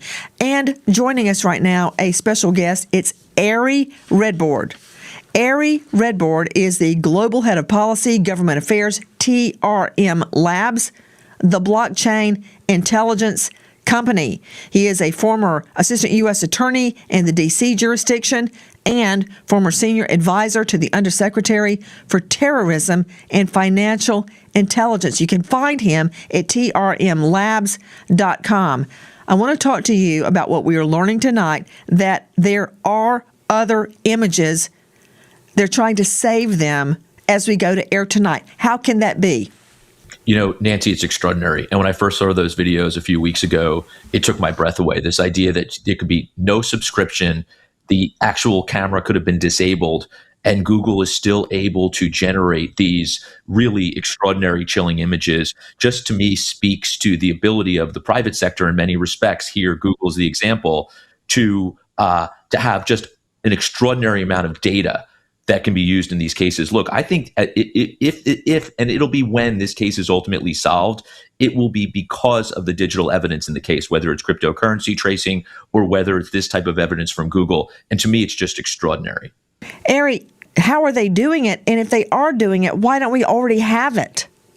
Look, it's really hard to say. They obviously have this data in various servers. You know, is it taking significant time to find it? Likely. I quite frankly can't believe that it exists at all in many respects. And that's why I said when I first saw this video, it really took my breath away. The fact that we're now able to get this type of information, even without a subscription, even when this machine is disabled, it ultimately could be what cracks this case. Okay, Ari Redboard, you are the expert. I hate to throw you in the same pot to stew with Nanos, who said, yeah, there's no video, she didn't have a subscription. But yet, there is. And we're learning there's more. And they're trying to rehabilitate it, resurrect it right now. There is more video. Now, do you believe, after your extensive work as an assistant U.S. attorney in D.C., that they have video and they're not releasing it for some reason? Law enforcement is very usually thoughtful about the way they release information. Here they released that initial video because we needed an image of this individual to put out there in the world. They have that image out there. Assuming there's not a better image of this individual, then maybe these are really critical investigative leads that you don't necessarily want to share with the public. Law enforcement is always thinking about, what do we need to put out publicly to help our investigation from a crowdsourcing perspective, and what should we be holding back in order to not share what we have necessarily with the suspect and not hurt any other leads. You know, another thing, Ari Redboard, joining us from TRM Labs, I believe that the reason the first guy was pulled over and questioned was because he made multiple deliveries in Miss Guthrie's home. He's a delivery person. And they got that from CAST, Cellular Analysis Survey Team, by a data dump of all of the cell phones in that area. Then we have neighbors, so to speak, in the loose sense of the word, way down from Miss Guthrie. Their vehicles were seized. They were rousted out of their home at night. They were also questioned and released. I got to tell you, it's really hard to trust somebody when they have teal framed glasses. I like teal because I think their cell phones had movement in those hours between, midnight and 4 a.m. I think that targeted them. Tell me what the FBI is doing now to track down any red flags in the cell phone data dump and the Wi-Fi data dump. It's happening right now. What are they doing, Ari? They're doing a lot. They're looking at every possible piece of data that they can on any phone that they have associated with this. They're trying to triangulate location, right? It's not just the cell phones. It's where they're hitting off those cell towers. And essentially what you want to understand is, hey, who was in this location at this time based on this Nest Cam footage? And they're really trying to triangulate. Now, there's likely a lot of people who are in this general location. And that's why we've... And ain't a word. Okay, it is teal. They're teal. Seen some of these stops, but the reality is those are going to continue. Ari Redboard, you told us previously that you would need to see a substantial sum of money transferred from the Bitcoin account in order to track it. Well, I disagree because I think there are other ways to track it, but that's just me. It's not blue. When you say substantial, how about a small amount of money? Why do you need a substantial amount of money to track the Bitcoin? You need any amount of funds going into the account. However, what you're ultimately going to see there is likely funds going from an address controlled by the family or by a representative into that alphanumeric Bitcoin account that's in the ransom note. But that's all you'll see. Really, what's really critical is what happens next. Where does that address, that ransom address, send funds? Do we have attribution? In other words, have we associated that address with any illicit activity before? And then the real key happens. The breaks in these types of cases happen when funds go to a cryptocurrency exchange to cash out, right? Because the reality is that you can't really buy Bitcoin to buy anything in a meaningful way today. You need to convert it to more usable, cash, to currencies. And that's the key, because that cryptocurrency exchange has that underlying user information on the account, the name, the social security number, email accounts, telephone numbers. And that's when law enforcement really starts running with these other leads. That from our friends at Fox News. Straight out to Joe Scott Morgan joining us tonight, professor of forensics, Jacksonville State University, author of Blood Beneath My Feet on Amazon, and star of a hit podcast, Body Bags with Joseph Scott Morgan. But tonight, his purpose is as a death investigator with over 10,000 death scenes under his belt. Notice I didn't say homicide scenes. It could be accidental causes. It could be natural causes like a heart attack, suicide, unexplained, or, of course, homicide. I want to talk to you about Nancy Guthrie's bedroom. Could we please see the clip from the Today Show? This is one of Savannah's visits home.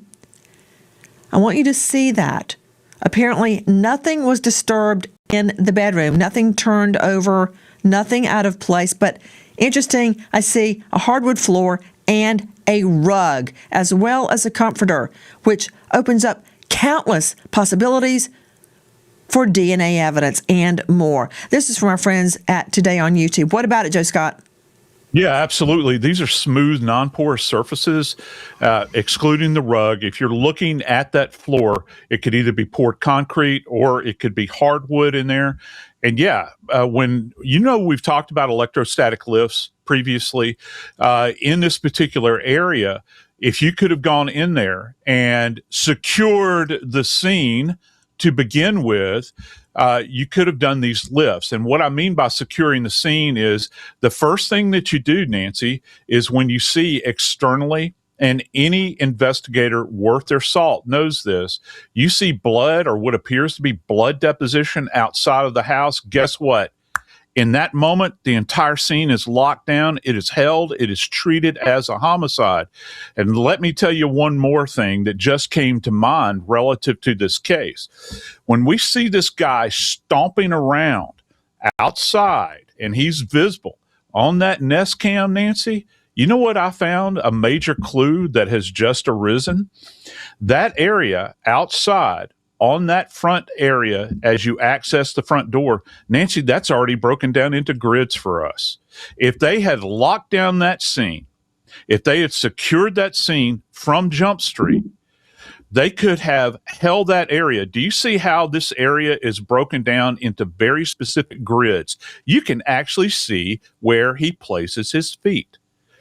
If they had locked it down until they had this videography, that means nobody has access to this place. We watch where we put our feet. They could go back and do electrostatic lifts right there, and they could have maybe, just maybe, raised a shoe print out of that. But of course, that's all gone because they released the scene. So if they had held it for that moment in time, they could have done electrostatic lifts just within those grids and maybe have hit a jackpot.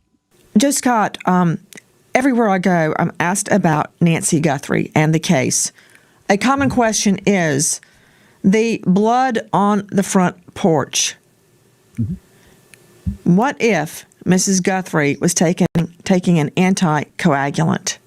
You know, There's so many of them. Eliquis, for one. That's one my dad was on. I don't think that would make a difference in the blood deposition, or am I wrong? By the way, guys, this is from Fox News. Go ahead, Joe Scott. Yeah. Hey, listen, Nancy. That's why our viewers are so bright, right? Because they think about all of these things, just like you. They kind of follow your lead here. Yeah, blood thinners is something we've talked about in forensics for some time relative to blood deposition. You don't know what color blue is, so I wouldn't say that you're losing it. I would just say that you're a little impaired. There was a major study that was done on warfarin, which is also known as Coumadin. People are very familiar with it. It's a real old drug. Guess what? There is no appreciable changes in blood deposition relative to how it presents and whether somebody is I need new mods, guys. actually on a blood thinner. I gotta get rid of some of these Now, back to the blood thinner itself, and we can talk about Mrs. Guthrie's health, is that is essential. That's essential for her to have, all right, in order to thrive.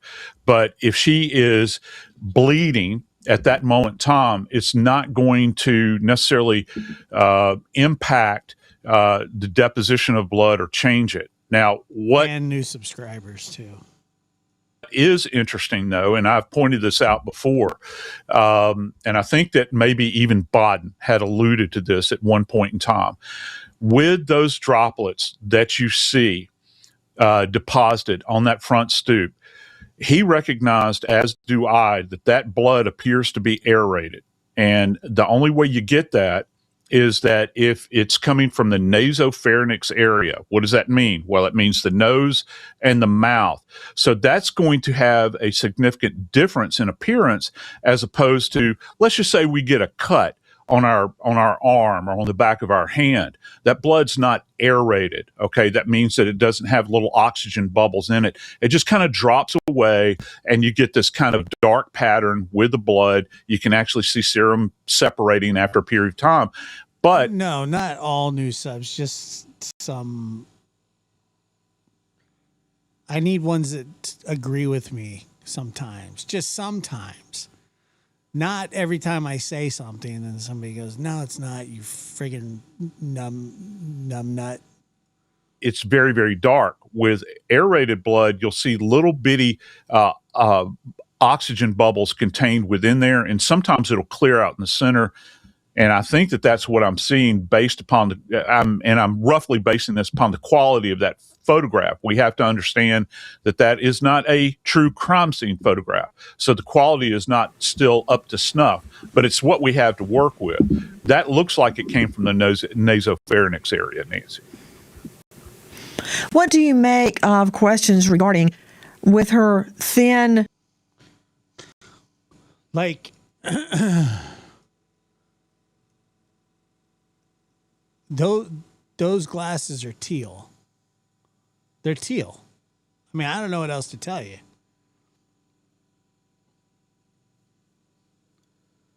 They're not blue. And then, by the way, there's like 10 different kinds of blues. There's royal blue, there's navy blue.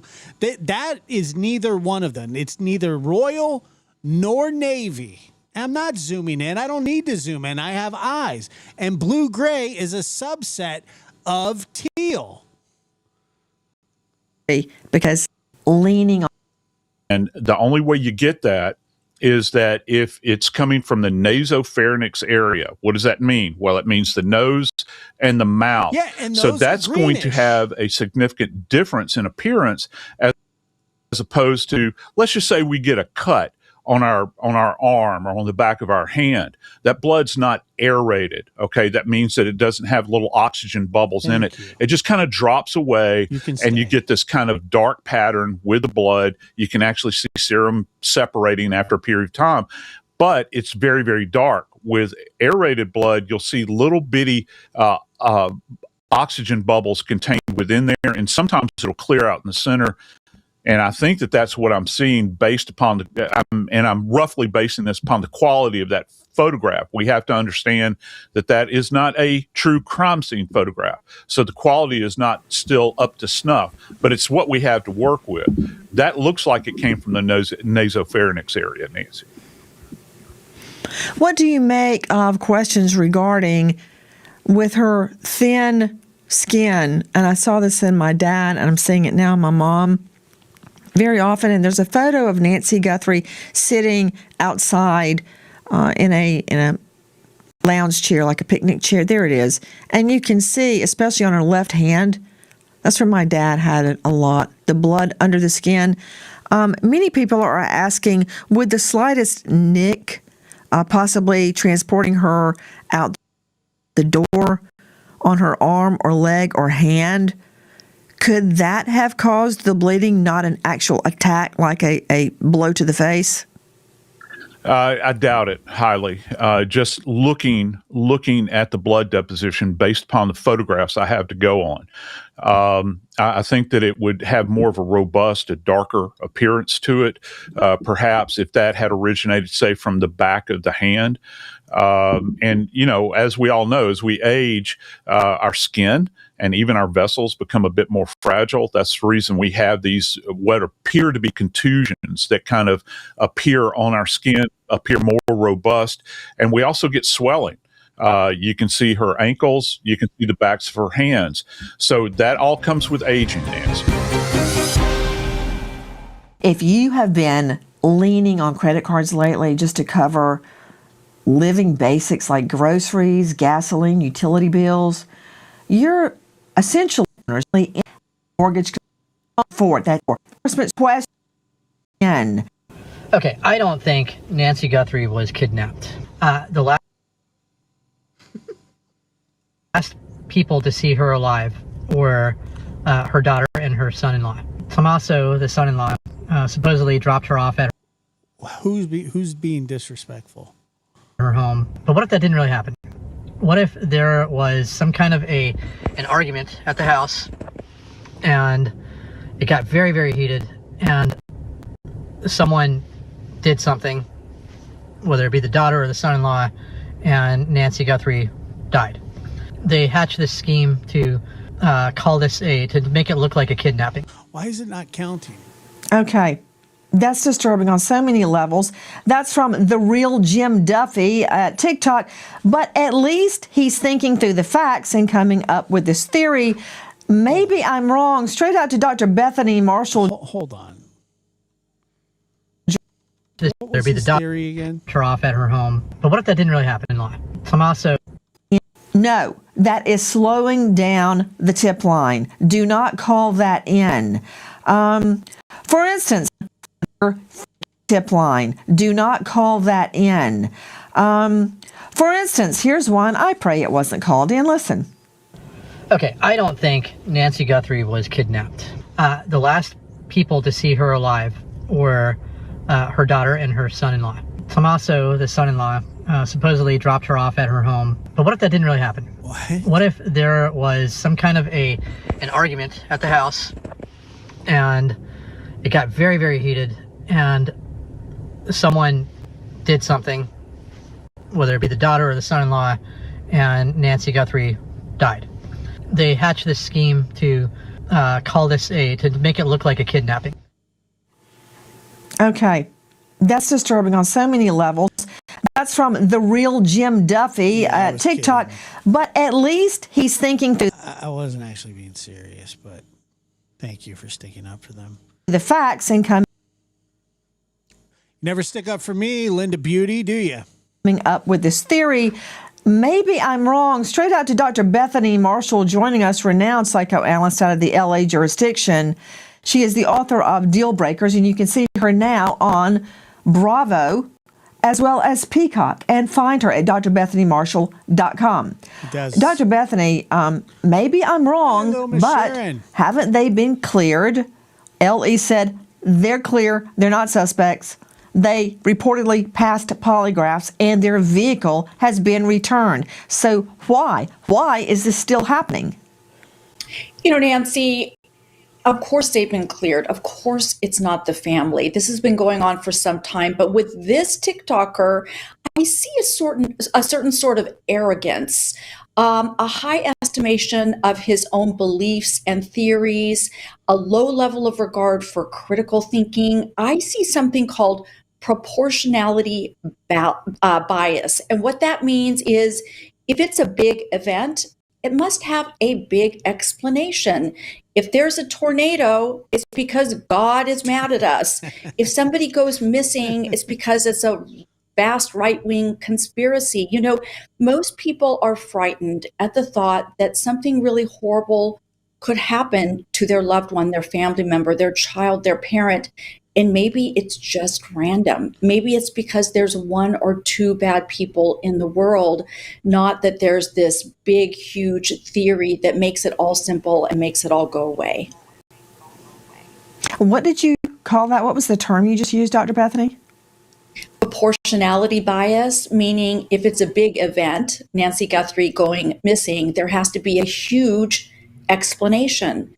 The idea that it could be a big event, Nancy Guthrie goes missing, but it's a simple or random explanation. For example, this may sound silly. A new kitty cat I have went missing 5 days ago. I decided that she'd gotten out a window, that coyotes had eaten her, that I was a bad person. I fell into a depression. Then friends and I found that she had just crawled into a little drawer. So my mind, in order to secure myself in that situation, came up with this huge, huge theory that made me feel like, I don't know, somehow in a strange way safer, that things don't happen randomly, other than my little fluff ball just climbed into a drawer and couldn't get out. It was a really simple explanation. I think that's what we're going to find at the end of the day. It's a pretty simple explanation driven by normal human motivations like attachment and greed, and somebody who is targeting Nancy in a way that's fairly predictable, and we see at all levels of society. Wow. The way you explained that was very helpful. I don't know if she I can't tell if she's being serious or not. Also joining me, in addition to Dr. Bethany Marshall, is Brian Fitzgibbons, Director of Operations, USPA Nationwide Security. He leads a team of investigators around the world finding and extracting missing people. Wow. The way you said that was very helpful. I just don't know. He is a former Marine and an Iraqi war vet. What about this? I get everything Bethany just said, but what about cold hard evidence disproving this conspiracy theory? One, according to reports from law enforcement, Nancy Guthrie's pacemaker spiked and disconnected around 2 a.m., which means she did return home from dinner the night before and was in her home and her pacemaker was working. And then there is the porch guy video. That happened. Maybe. Google does not have a dog in this fight. They did not make that up. He was there around 2 a.m. the night of the kidnap. Can't fight with that. Yeah, this theory blows past a number of things that we know to be facts in this case. And beyond the facts that you just mentioned, I think we're all aware, and anybody who follows your show is well aware, that family members are under the highest level of scrutiny from law enforcement when any missing person case. Okay, so with all the resources of the FBI, all the resources of Pima County, and we have statements from Sheriff Nanos, from law enforcement, direct from the source, that they have been cleared in this case. I think it's time that narrative can be put to bed. Yeah, Linda's mad at me. Once and for all. She thinks I was being disrespectful. I hope, Fitzgibbons, that you and Dr. Bethany are sitting down. You may have to lay down for this. You mentioned the family. Well, Christy at 125-12382 says, I still believe members of the family has something to do with this lady's disappearance. That's why no suspect apprehended. The culprit is right under their noses. And she extrapolates. Right here. Check it out. There's something about those eyes. I see nothing about those eyes that are even remotely similar. So let me throw this to Fitzgibbons and Dr. Bethany. Have you heard the old story about the 5 blind guys asked to describe what is before them? And they feel and feel and feel, and they all describe something vastly different. Why? One is rubbing the elephant's ears. One, his trunk. one his hoof, one his tummy, and one his tail. In other words, they are extrapolating based on the little information they have. So I am not faulting the real Jim Duffy or Christy Kerr. They're going on the little bit of information they've got. They don't have the whole picture. Neither do we. But you know what? I got to give them this much. They're trying. They're trying to solve the mystery. Okay, that said, they're totally wrong, but they're trying. What?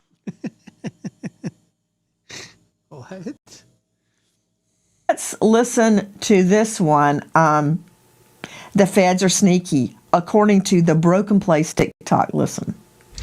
Anybody else keeping up with the Nancy Guthrie, that video that came out? Yes, everybody is.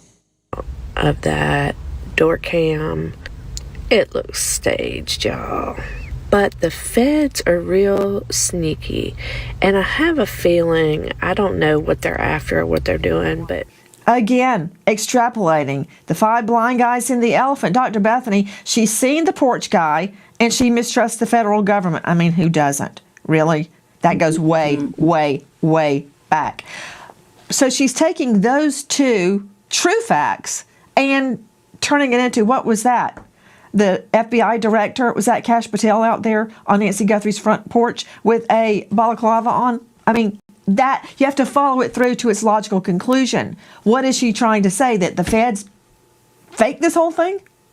Well, I think what you see here is massive distrust for political institutions, which I think we all share, especially right now. So there's that. And with the 5 blind guys, they're extrapolating from what they see right in front of them. What if these conspiracy theorists are extrapolating from their own history? For instance, the one who thinks it's the government, maybe she's going through a tax audit. The one who thinks that the family members did it, maybe she had a toxic relationship with the family member. Maybe she had a fight the night before where she screamed at her spouse, "I wish you were dead." So somehow these personal experiences then creep their way into the conspiracies. And I think furthermore, Nancy, all of these TikTokers, I want you to look at their faces when we hear what they're saying. They are so certain that what they're thinking or saying is true, which suggests to me a need to create order in their world, certainty, certitude, that whatever they're thinking is true and correct, which leads, as you know, Nancy, to too heavy a reliance on intuition, bordering on I'm psychic and I know better than everybody else because I have some inner little voice that's prompting me forward, but pay no attention to the truth because I mistrust that. Okay, another one that you and Fitzgibbons may have to lay down for before you hear it, but I warned you. Listen. So Nancy Guthrie, do you have any message to say? Oh, who's this guy? Oh, I want to watch this. Hope Paranormal. Savannah or to your family?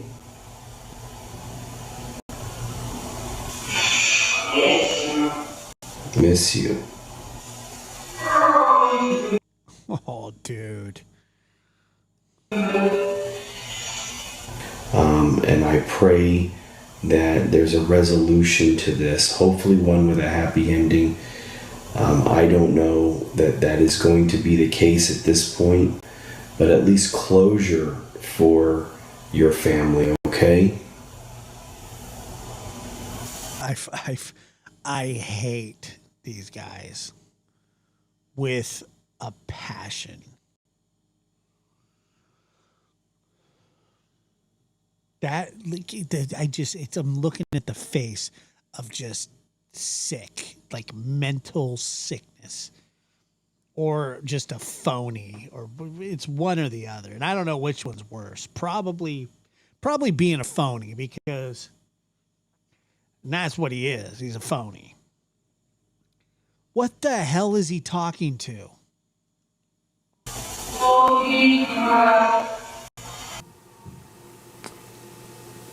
It's very rare that I can't think of something to say, whether it's completely off point or inappropriate, but that has left me almost speechless. That's from Hope Paranormal on TikTok. Fitzgibbons, was he actually pushing a button to make the recording, the voice of Nancy Guthrie, respond? That looked like a kid's metal lunchbox. I'm surprised that machine worked so well when he wasn't wearing a tinfoil hat while using it. And damn, Fitzgibbons coming in with the zingers. Bam! Man, this guy must just kill it at parties.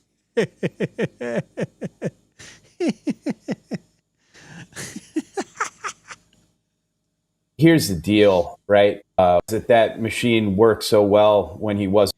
You're not going to get Nancy Grace to laugh. I don't know if I've ever heard her laugh before. Wearing a tinfoil hat while using it. And here's the deal, right? For any of these paranormal researchers and psychics and clairvoyants that are weighing in on this case, I have a simple message. There's over a $1.2 million reward. If you want to prove to us that your information is accurate, package it up and send it into the FBI, right? But this nonsense of a noise machine supposedly communicating with Mrs. Guthrie to send a message to her family, it's really disturbing that people are giving this an audience. Okay. I'm not giving it an audience. Okay, don't throw me in that pot to stew. I'm saying that those tips, please do not clog up the tip line with that. But there's another level to this. Dr. Bethany Marshall, not long after my dad passed away, I had someone completely unrelated to me approach me, I believe I was at HLN, CNN at the time, approach me and tell me my father had communicated with them and wanted to give me a business decision, business advice. I'm like, I was polite, I listened and then walked away. It was so intrusive and so wrong. I'm pretty sure if my dad wanted to communicate with me, he would come to me directly. But that said, that's hurtful on so many different levels. Nancy, of all the TikToks you just played, I found this one to be the most cruel because he's claiming to have a direct line to Nancy Guthrie. It creates a sense that he's unique and has insight above all others, which is yet another motivation for conspiracy theorists. Nancy, we all rely on intuition. You wrote a book called Don't Be a Victim. And somewhere in there, I'm sure you wrote about relying on that sixth sense, looking around, seeing what's really going on. But this guy, he actually uses it as a cruel, malevolent weapon with low levels of conscientiousness in terms of how this would impact the Guthrie family. How painful to see their own mother's voice mimicked, mocked, and distorted for some cheap form of entertainment. This one I couldn't even find remotely entertaining. I agree. I found it hurtful on many, many levels. Brace yourself. This is all I'm going to say about Nancy Guthrie. Anybody who knows old people knows that there is no such thing as an 84-year-old woman eating dinner at 9:30 at night. That has not happened since the dawn of man. Some may right. Do you promise that's all you're going to say about Nancy Guthrie? Please, please, I'm going to hold you to that. That's Who's Matt Brown TikTok. My daughter comes home from school and she wants to eat supper right then. She's 18. My son wants to eat at 9 o'clock at night. So I guess since Nancy Guthrie wasn't at the senior citizen early bird special at 5 o'clock, that there's something wrong with that. So the point is, these conspiracy theories are coming from every which way. But I want you to hear this one. And I love them when they start with, I don't usually believe in conspiracies, but that should prepare you for what's to come. I'm not typically a big conspiracy theory person. I like to hear about them, but I don't often actually believe them. Until I read a comment on my recent Nancy Guthrie video suggesting that Nancy could be teleporting. So this conspiracy is that we can't find Nancy Guthrie because she's actually teleporting. Like kind of Stranger Things vibes. Maybe she's teleporting into the Upside Down. Maybe she's teleporting to Paris. We don't know. When I read this, I was laughing because, like, obviously she's not teleporting. But then the more I think about it, the more I'm like, I don't know, guys. Like, what if she is teleporting? Ray Shapiro at TikTok, let me put your mind at rest. You can dismiss the theory that Nancy Guthrie is teleporting. You can just put that right out of your mind. Don't worry about it anymore. In fact, you need to go lay down and rest. Listen to this. This is one of my favorites. Here's my Nancy Guthrie conspiracy theory. So I heard earlier today that the Pima County Sheriff's Office was involved with a reality TV crew. It was a show about Pima County. I think that the reality TV people are involved in one of two ways. They got down there and realized that the Pima County Sheriff's Office is not interesting enough to make a reality TV show about. So either they were going to go a long way to create some drama, or the sheriff was going to go a long way to create some drama. Oh my God. You know what I really like? Is when she gets to the really juicy part, she starts talking like this. Okay, that's from Veronica and the Baby Boo on TikTok. Now, granted, the last two I've shown you before, but they were just so great I had to show them again. We are flooded every day, every afternoon, every night with theories. And a lot of them are actually pretty good in this and other cases. And we discuss them on air. That said, please do not call the official tip line with these theories as we continue in our own way, keeping the search for Nancy Guthrie alive. We remember an American hero, Lieutenant Michael Shea, Nassau County PD, passed away in the line of duty, survived by grieving wife Ingrid. American hero, Lieutenant Michael Shea. Thank you to our guests for being with us tonight, but especially to you. Nancy Grace signing off for tonight. I'll see you tomorrow night. And until then, good night, friend.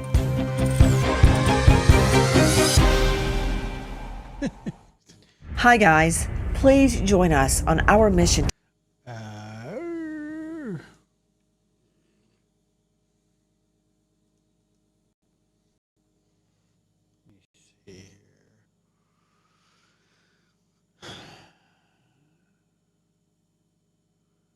Bloody shoe print on porch? What the frig?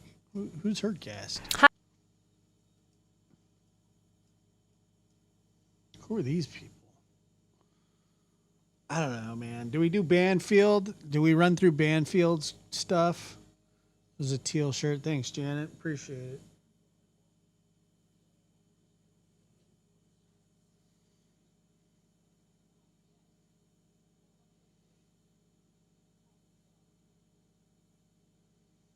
Oh, you just watched it? All right, never mind then.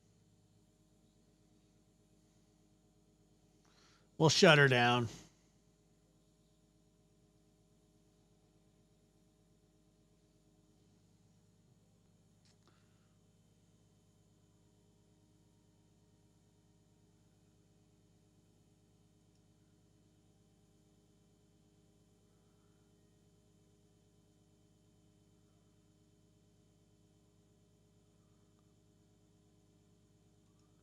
I sleepwalk and eat Oreo cookies at midnight.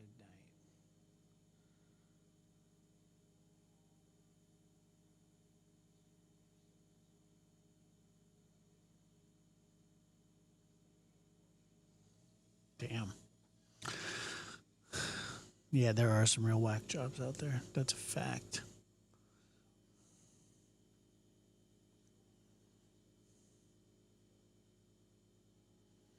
Well, Banfield's only been out an hour. I think. Couple hours.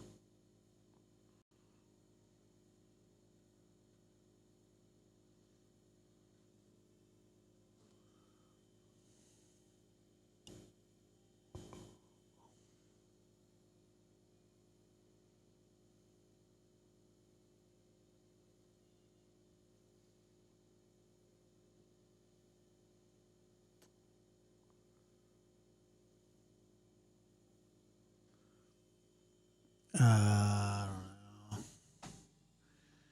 don't know. It's a hard decision. I don't know if I want to.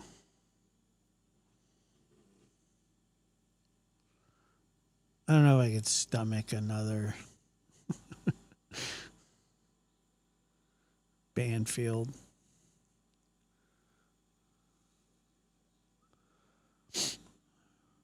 Her last guest farted. I have the timestamp. Great.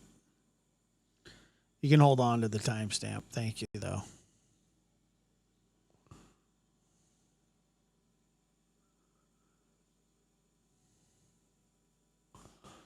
All right, we'll see what I can do.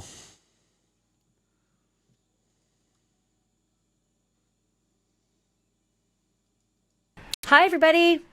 I'm Ashley Banfield, and this is Drop Dead Serious. It's nice to have you here. It is Friday as I record this. I'm playing the bell. It is April 3rd, and this is day 62 of the Nancy Guthrie investigation. I got a couple of things I want to share with you.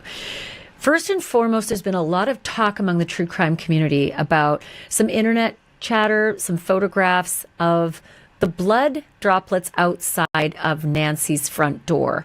Brian Enton from News Nation, Michael Ruiz from Fox Digital, both were able to capture those images early on, I think around day 2 or day 3. And if you zero in very, very closely on one of those droplets, does that look like a shoe print? Does it look like a partial shoe print, a transfer print, or an impression? It's a really good question. And I had been following along with all your comments as well and looking at it. And finally, I decided I think it's time to bring in the experts on this.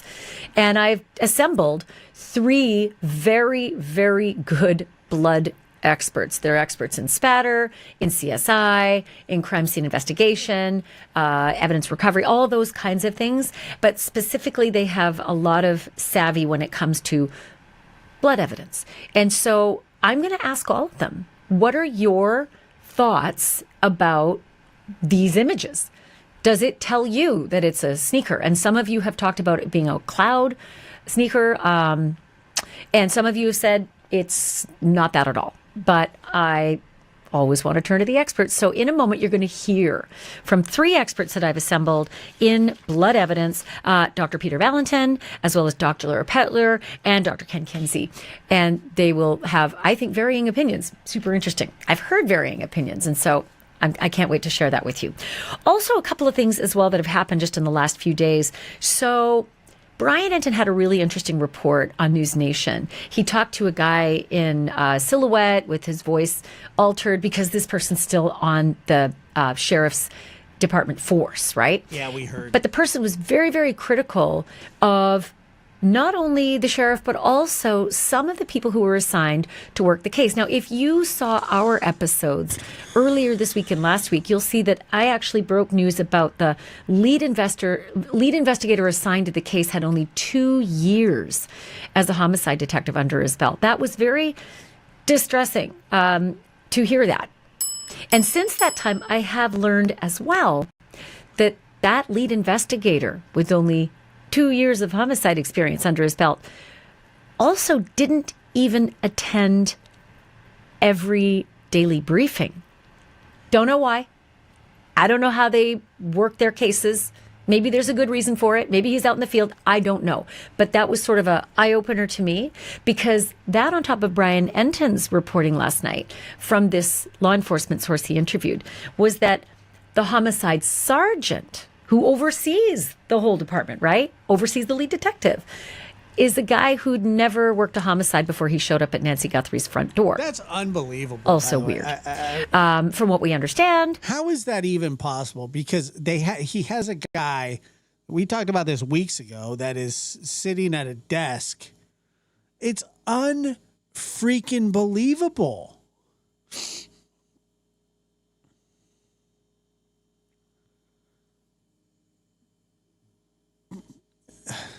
I don't know, man. I mean,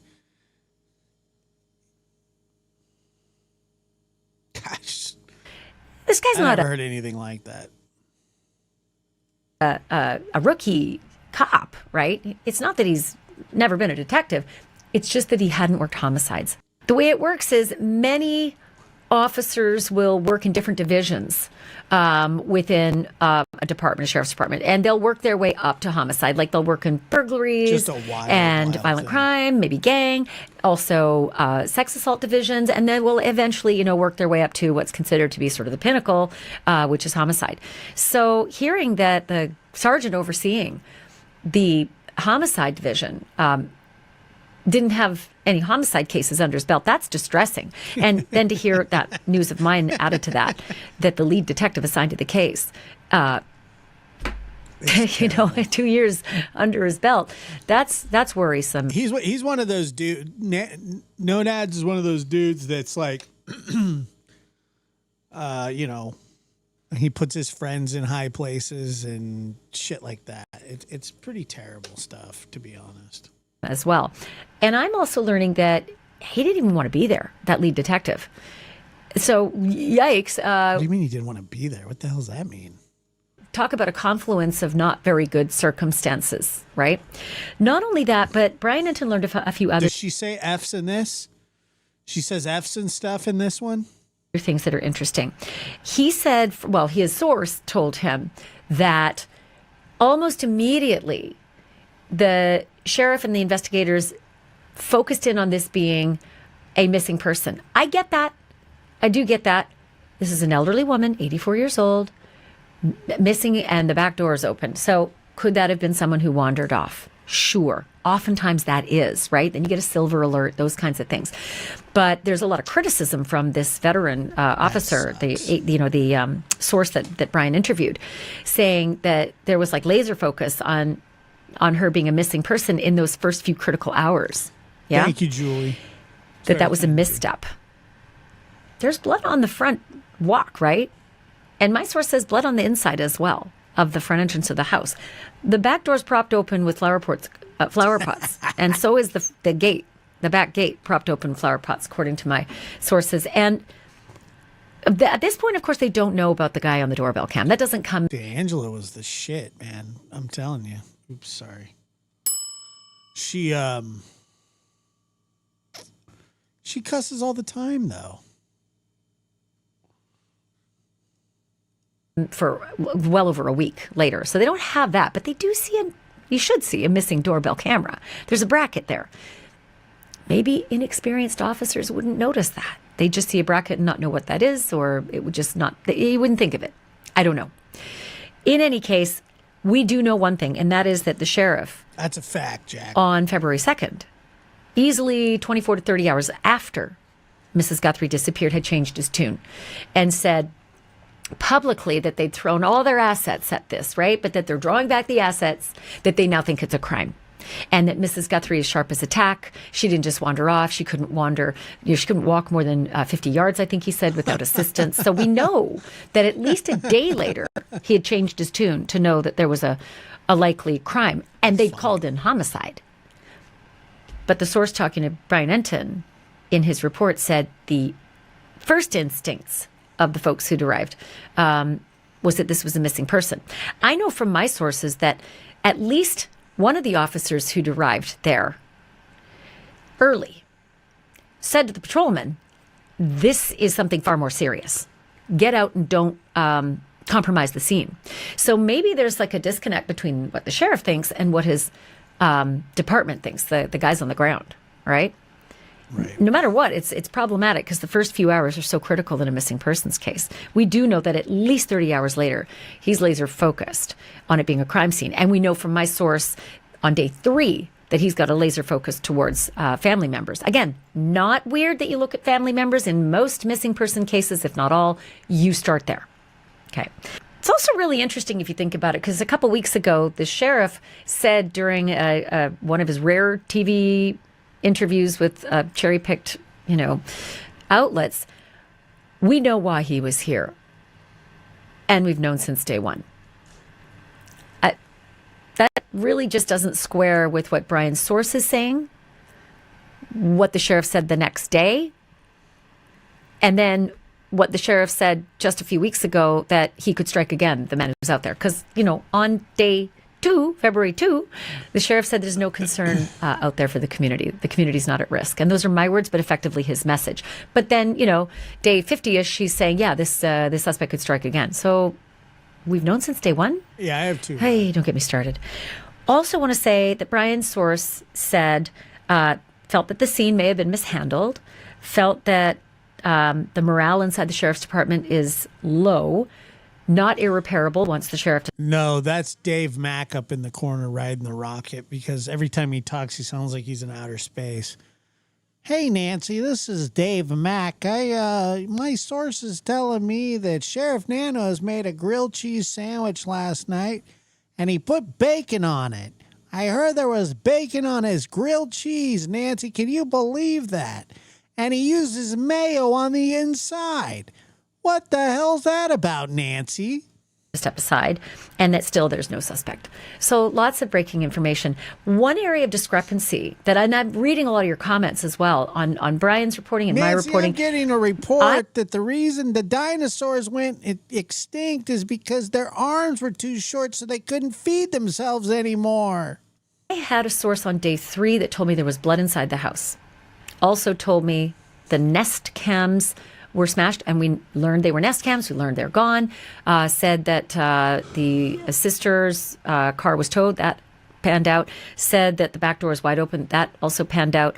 And the report was that there was blood inside the house from that source. Later, second law enforcement source told me not only was there blood inside the house, that the pattern of the blood inside the house matched the pattern of the blood outside the house.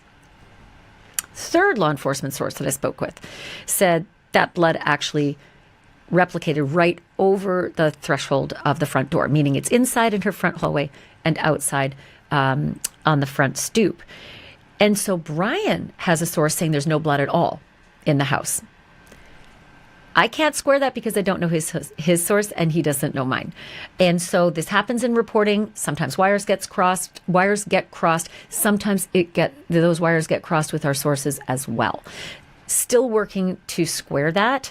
It is not easy to cultivate sources, I'm telling you, in these stories, but still working to square that out. But again, I got 3 different law enforcement folks that have said that. And I'm still working it to get more.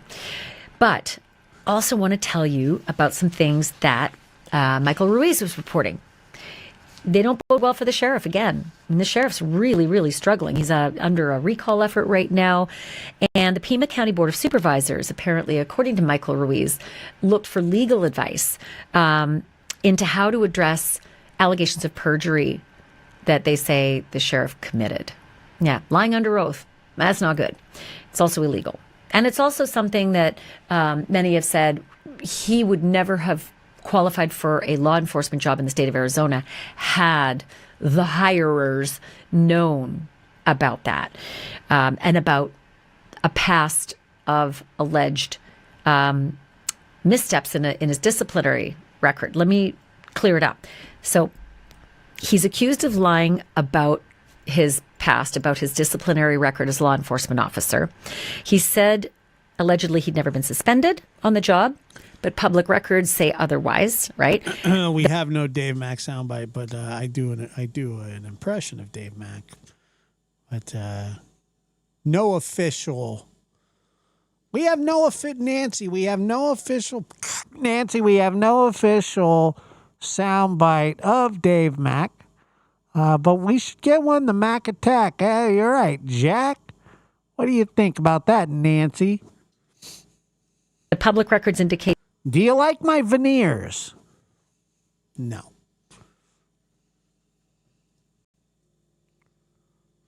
He was suspended actually for multiple different weeks early on in his career, like in the 70s and 80s. And the things that he's alleged to have been suspended for, according to the public records: excessive force, coming to work late, failure to report for duty, and firing a gun inappropriately. Those are not small. I will say... Firing a gun inappropriately?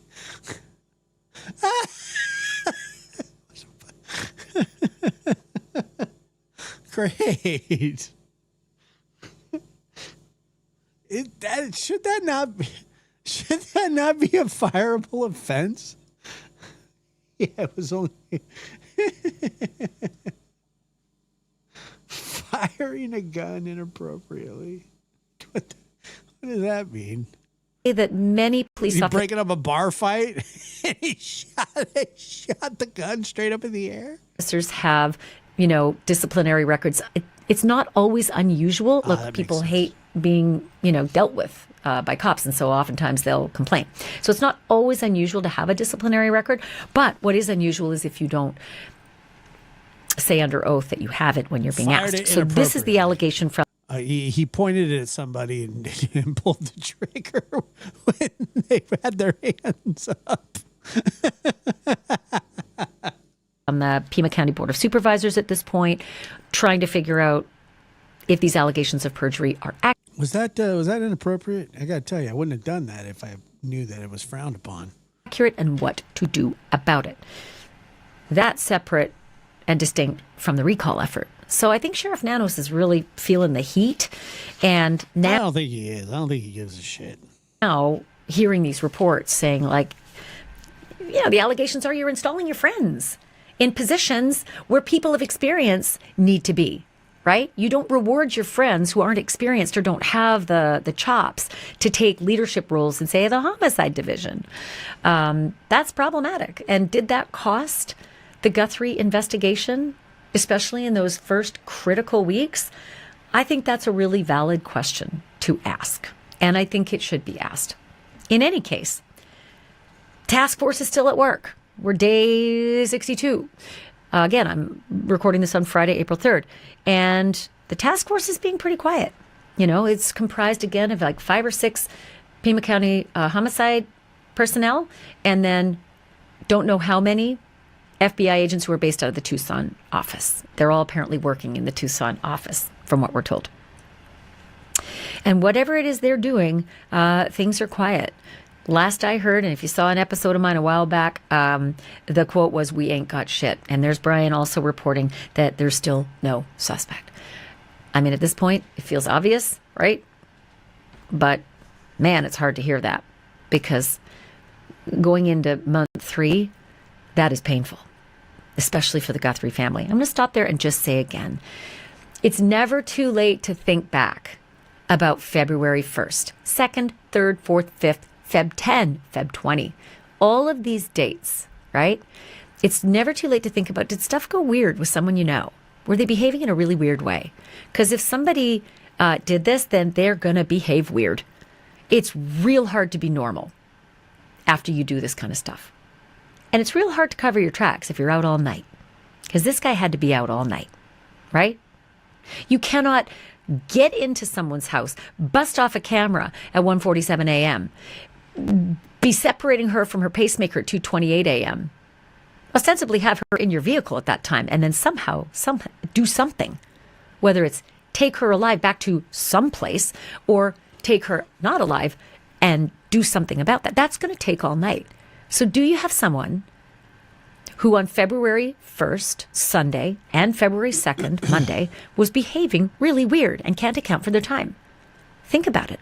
1-800-CALL-FBI. I don't care. Were they acting weird on the phone? Were they acting weird on text? Even if you don't live in the Tucson area. Blood were they behaving in a weird way in those days? And the ensuing, presumably, pattern all the way up. I think that's the color pattern on the sneaker itself. Can you see that? Oh my I don't know. God. Like that weird color. That is a disgusting shoe. Oh, God. It goes all the way up. Yuck. Anyway, so I want you to see the pattern along the back, right? And I'm going to tip it this way so you can see the pattern on the bottom. I also want you to see something really important. Can you see right here, this little thing?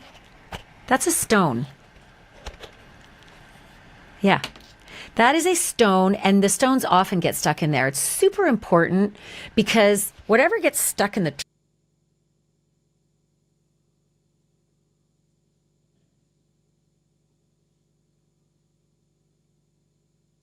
tread of a sneaker really helps forensic investigators, because especially if that stone stays there for a while and happens to be in the perpetrator's closet, still jammed into their shoe, and it left that mark. Like I'm going to jam it back in there. There.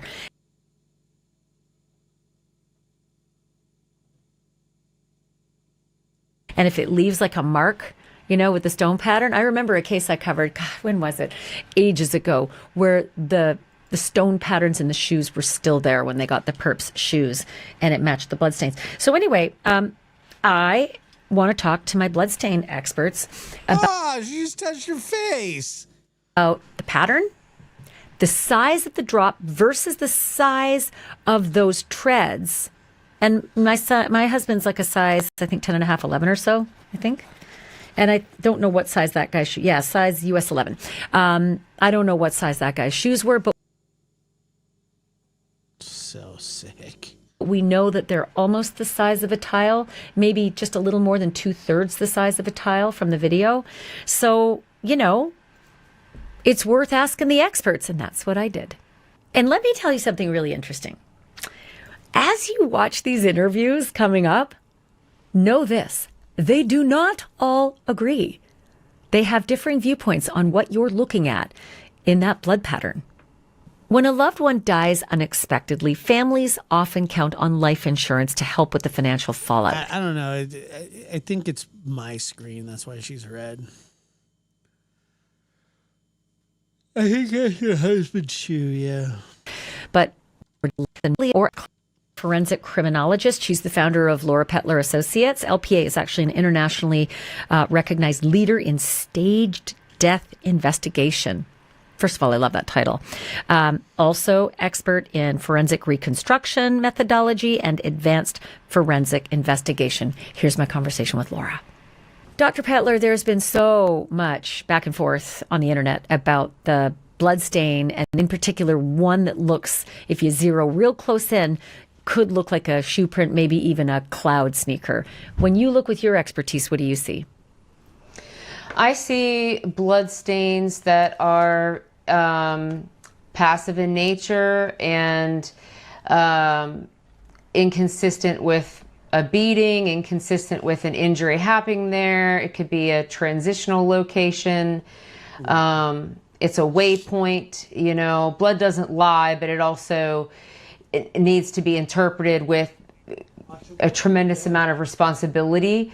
And it's always best actually to be ultra conservative when interpreting blood stains, because we're looking at this way after the fact.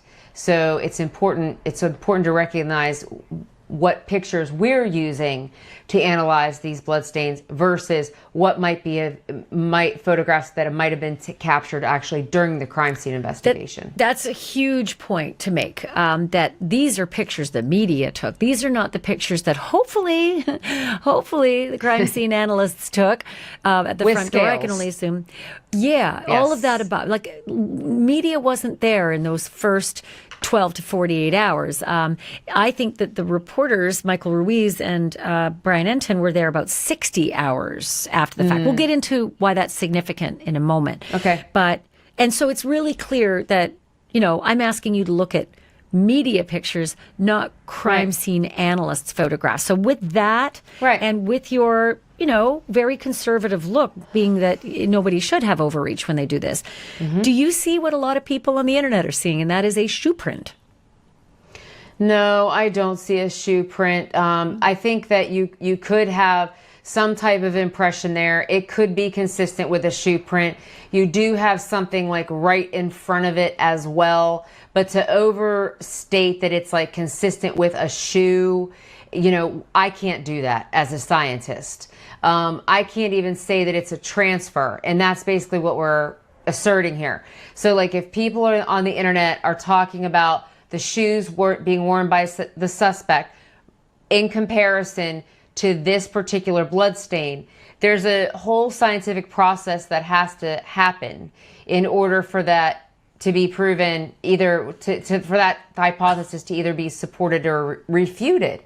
And one of the things that I can tell you and I have the pictures pulled up on my screen next to where we're recording here. So I'm looking at the photo, and in the photo, if you had that much volume on the bottom of that shoe, not only would you consider possibly having an impression in that tile, but it might trail off as you go. So if you consider, like, dip your hands in paint and then walk them down a wall. When you start at the beginning of the wall, it's going to be heavy in paint because you just dipped your hands in paint. But as you continue walking your hands, pressing your hands down the wall, you have less paint and less paint and less paint and less paint on your hands. Yeah. So in order to have like that volume, imagine how it has to be, the blood must have to be adhered to the bottom of the shoe in order for it to actually stamp a pattern onto the tile. And then is that all the blood? We don't have any blood before it. We don't have any blood after it. There's no second stamp is what you're saying. Yeah, it's like it would be trailing off to me. Now, that is under a normal circumstance of like if somebody steps in blood and then, it's very normal in crime scenes for us to see this pattern where you step in blood and then you walk through it and then it trails off as you're walking. And so for me, when we only have one little piece of what can be, for me, just several blood stains, it's the same. It actually, to me, it's almost maybe like the same pattern as we have in the photo before where you have blood into blood. It could be blood into blood. It could be a transfer, but without more information, without measuring it, without seeing it perpendicular. So you'd have to have photography directly over top of it and things like that. And then standards and testing, it would be impossible to render an opinion on if it's consistent with a shoe at this point. What if that was all you got? I mean, do you know how you deal with the case you're given? It's not the case you would design. If you could design it, we'd solve everything. Right. But if this is all you had, the naked eye looks at shapes, right? At those curvatures, they look like they're semicircle, semicircle, semicircle, then a big break, and then behind it, a repeat of the semicircles. And that doesn't look, for lack of a better word, natural. It almost looks like it wouldn't, blood can't fall perfectly in a pattern. So what does that tell you? Right. So like the target surface is the most important thing to consider here. And so you see some other blood stains that are right beside it that are round in nature. Those are the two on either side? Yes, on either side of it. They're very round in nature, meaning that the source that was bleeding is above that area and the blood is only being, so when blood leaves that bleeding source, all the cells go in and they're basically a round ball like this. And they travel through the air in a spheroid. I can't finish this tonight. I got to take him out. He's bugging the hell out of me. Sorry, guys. It's 1:30 anyway. I'll finish this lady's segment here. Looks just like a volleyball or any other ball. And they travel through the air in a spheroid. And then when they impact a surface, especially a hard non-porous surface, they spread out. But when you have this type of a texture, they can become, the tile, when you take into consider the fact that it's made out of clay, it's made out of some type of rock, stone, those types of things, it may not be exactly smooth. So if you have 1, 2, 3, 4, 5, 6 blood stains coming out at the same time, drip, drip, drip, drip, drip. I'm going to finish this lady's segment. 8, 9, 10, something like that in the same area, and they're all falling at the same time, that can create a pattern that might look like this too. Could it be a transfer of a bloodied object, basically stamping the blood? I'm going to go for a run too after this. On a non-bloody object, which would be the tile? Yes, it can be. But without further investigation and better photography, it would literally be impossible to tell, because the angle of the lens when you're taking a photograph like this, it can make it look very different than it does when you're looking at it straight down. Don't do that. So answer me this if you can. I get the shape of the 3 blood drops that are directly around this little, what looks like a print pattern, might not be a print pattern, but looks like it. What else would cause blood to be in the pattern that we're looking at if it's not a stamp? It would multiple drops falling at in a very short period of time and landing in each other while it's still wet. So if you go back to the other photograph where it looks more spattered, or it looks more broken up. There's another photograph where it looks a bit more broken up. That's more consistent with a pattern we call blood into blood. So this is more, these are larger drops. They're about the same size droplets as probably the ones on the outside. You know, the ones that we see that are skeletonized. And skeletonized actually means that the peripheral edge, we can see the peripheral edge around where the original blood stain impacted the target surface. So when blood hit the tile, it starts to dry. Blood dries within, under normal circumstances, within about 16 minutes after it leaves the body. So then as it dries from the outside in to the center. And then after it dries, after a period of time, and I've seen this, countless times in 25 years, the center of the stain will often lift from the surface of the target surface, which in this case is the tile. It curls like a wave and then blows away. And a lot of times that's because there's dirt on that surface, there's grease on that surface, there's some other type of material in between the actual target surface and the blood can't stick to it. But in this case, the blood did stick. It did stick in the center. We don't see any skeletonization, except if those areas where you see where there's no blood are those actual areas of flaking, like we see in the other two blood stains that are beside it. So like it could be consistent with the drying element of under normal circumstances, and then the pieces that are missing could have blown away. I'm super interested that you say the skeletonizing, the flaking, because like I said, I think that I'm going to give a really rough estimate here, but I think these videos by Michael Ruiz and Brian Enton were taken around 60 hours after Nancy disappeared. And in that 60-hour time, lots of things happened.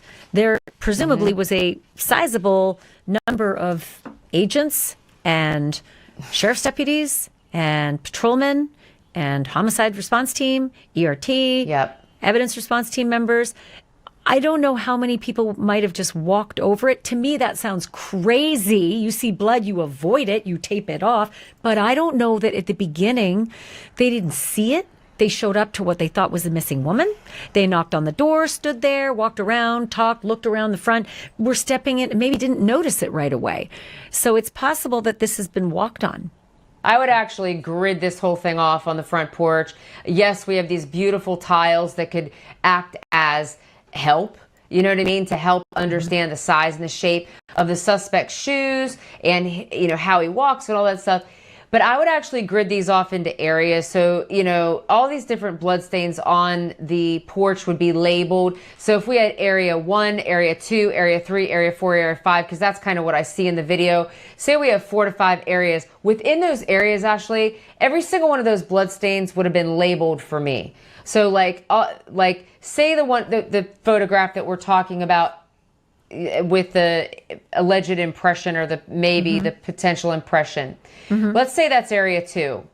So the bloodstain to the left would be area 2, bloodstain 1. The one in the middle would be bloodstain 2, bloodstain 3, bloodstain 4. So there's 4 different things that we're looking at in area 2. So the first one's a skeletonized stain. The second one, is it a transfer or is it actually like 6 drops of blood dropping in the same area? And then the third one would be, again, a skeletonized stain. And then the fourth one appears to be maybe a drip pattern, or again, it looks like it almost could be skeletonized, then ran downward, maybe a flow pattern, maybe some type of other activity after the deposition of blood. So as experts, when we write this down, we would say something to the effect of the bloodstain number 1 in area 2 is consistent with a passive drop that impacted a hard non-porous surface. And after the period of drying, the center appears to have been removed by either flaking, wind, or some type of disruption. Yeah, I need to take them outside and then go do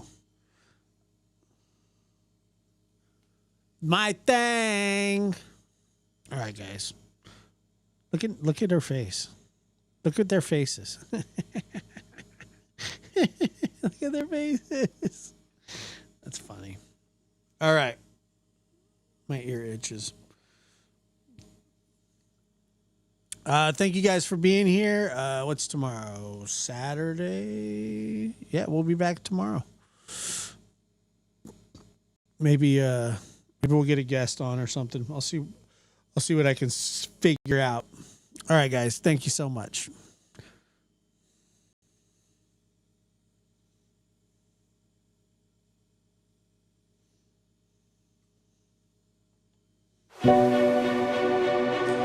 Later, Sheriff. No nads.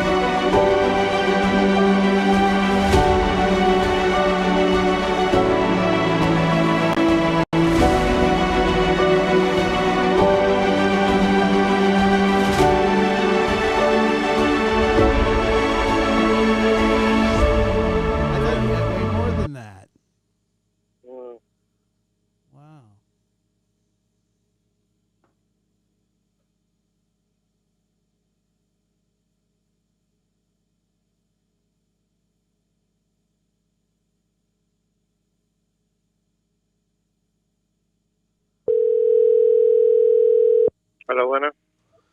Hey. Hello. Hey, it's Frank. How's it going, man? Good. I wanted to just let you know, when I was in there yesterday, I'm missing a Band-Aid, and it was on my finger, and I might have dropped it at the deli somewhere, so I'd be real careful. I don't know you call it, but that was at the store, puppy. Say that again? It's at the store, the grocery store. Yeah, I lost a Band-Aid in there. Don't you have a deli? Yeah. Yeah, I was in the deli, and I was getting some salami, and I lost my Band-Aid. I can't find it, and I think it might be in the salami somewhere. What time you want to hear? But for me working at night, I don't forgot for anybody for bandit. Well, it was yesterday. Yeah. You have salami in the case? Salami in the case? Yeah, in the deli. Yeah, I have salami. Yeah, I know. Then I was getting the salami out, and I dropped a Band-Aid in there. I don't know, Papa. So I'm just telling you, be careful when you're looking at the salami. Okay. You okay? Uh-huh. And also, I won't be able to come into work today either. I have to call in sick. Okay. Is that okay if I don't come in? Uh-huh. It is? Okay, that's good. All right, man. How's your baby doing? Everything good? Yeah, everything good. Yeah. How many kids you got now? 7? No, Papa. Only 3. You only 3? Yeah, I thought you had way more than that. Mm. Wow. Well, anyway, keep an eye out for that Band-Aid, okay? Okay. All right, buddy. Thanks a lot, man. Okay. Bye-bye.